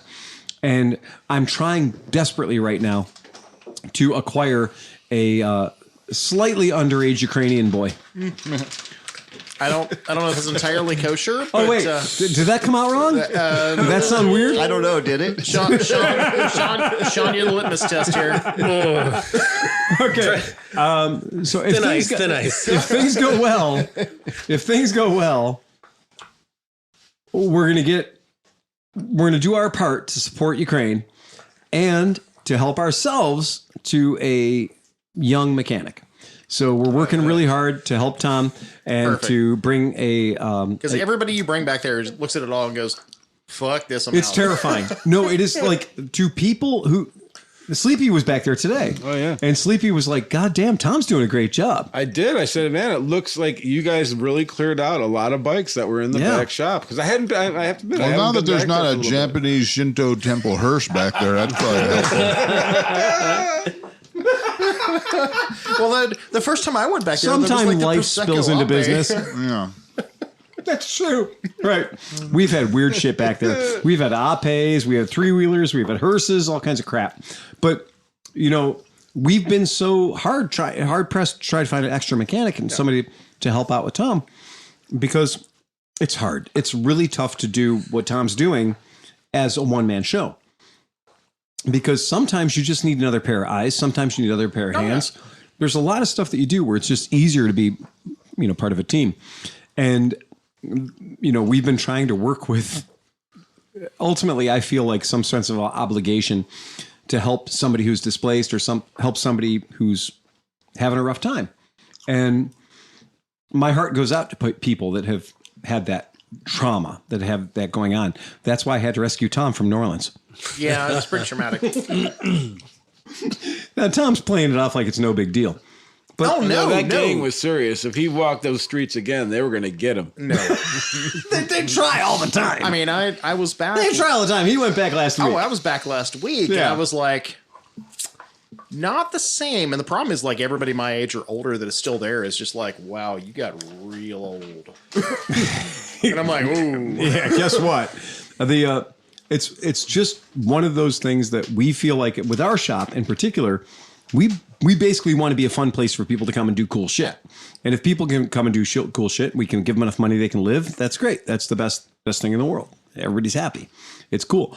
We're ready to bring somebody else in. We're ready to bring somebody else into the game. It's. I mean, on the one hand, I'm rebuilding. The half dozen. I'm finally working on old bikes again. Right. I didn't work on old bikes for years because there was no way to do it. But you better be God's gift to scooters or have an insatiable desire to fix the fuck out of anything. That's a big thing. A big part of that is that the weird shit that we deal with. Yeah. Right. If you feel like rebuilding a Suzuki Carry, we're going to be there with you too. Yeah, we're going to be there with you too. That's exactly right. But don't be the guy that's fresh out of the Motorcycle Mechanics Institute who wants to be a part swapper on a Harley Davidson. Don't be the guy who wants to be a part swapper on a brand new, GSXR. Right? That's sometimes with what Tom has to deal with, he actually has to do what's called troubleshooting. Yeah. And diagnostic and like the old school shit. Like the old school shit doesn't always jump up in your face and tell you what to do. I hate to say it. Well, like right now, I'm trying to make that final decision as to whether or not I want to put a headlight relay on a bike that shouldn't have one. No, again, Tom's dealing with systems that are still 6 volt. Yeah, and half of what Tom's working on is 6 volt. and half what he's working on is 12 I volt. work on everything as from 6-volt DC powered. I'm at the same bike. Yeah, I'm no, at the same exactly. bike. You got 6 volts and 12 volts computers living next to each other. Oh, it's yeah. fucking bonkers. You know, I'm going weird place to literally work. from 1930s tech to the GTS, where we finally realized that the multimedia Oh, my system's God. not installed. And that's the thing, is trying you to add to the have sound this quality. whole thing.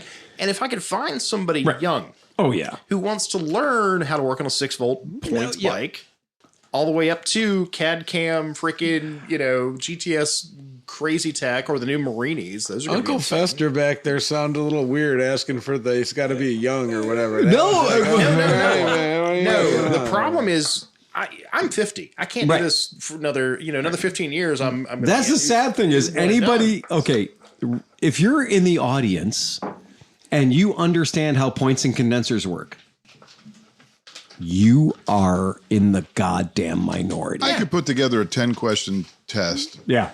That would pretty easily determine whether you can be a mechanic at Fair enough. Cleveland. Well, the other problem though is that because Harris, when he came in, didn't know shit about turning wrenches, and now he's in my old place. He is the guy that does the stuff that I used to do in New Orleans, and whenever he would come to me with a question, I would answer it truthfully, because a lot of times older guys will fuck with you, and that's what sucks. They won't give you a straight answer. They'll want you to figure it out. No, fuck you. I will tell you exactly how to fix that fucking thing. The best thing about working on old shit is that old shit consistently, the older the shit is, it's very, very analog. It's very knob and tube. You can see where the electricity goes by following the wire. And that's I don't think I'd have the patience for some of the stuff that you guys have to deal with pads and setting stuff up and it did this stupid thing and now you have to reprogram it and update it this and When you have the security blanket of having been trained on the old system, on the old ways, where DC meant 2 wires that went to a thing, and if one wire was present, the other wire was present, electric the light's is going to go just on. plumbing. It's just plumbing. It is. It's except for now. And now it's like, oh, did you know that customer put an LED taillight in his bike? And that's why the starter doesn't work? Yeah. The system detected a different I/O. Well, the input output because we have run into this recently because everything is CAN bus. And so that's the weird thing. Like today, being a motorcycle mechanic in this particular environment is very weird, because you never know until you get too deep into it how much of your motorcycle is actually a computer network. And see, I failed out of IT support. So during the W recession, I was IT support up until the recession, and then I went, "Fuck this! I can't." I only made it as far as COBOL. So, oh no, I hated C++, C++. I'm fine. That's fine. But like the idea of that you cannot work on these modern vehicles unless you understand the way networks work. And that's really fucking creepy. Yeah. So that's it. I got an idea to end the show on. Please do. Go for You know it. how 'cause there's we a gotta get out of distinguished this. gentleman's ride? Well, we have all these outfits that we like to wear, right? Yeah. So what if we do a DGP, a Distinguished Gentleman's Podcast, where we pick a day and we distinguishedly gentlemen our podcast, and people can play along just for the fucking hell of it, right? Just for the fucking hell of it. Yeah, we can dress up. Just dress up fancy. a DGP. I haven't even worn yet. You need that $700 jacket. Fuck that's oh man, I'll I have do to need bring that up the $700. fine shine and the silver here. Oh my god. Oysters Rockefeller. Exactly. So on Pay that for note, that. On that note, please remember to be distinguished, ride fast, and take chances. Play us out of here, Johnny Mac. Bum bum bum bum bum bum bum bum bum bum bum bum.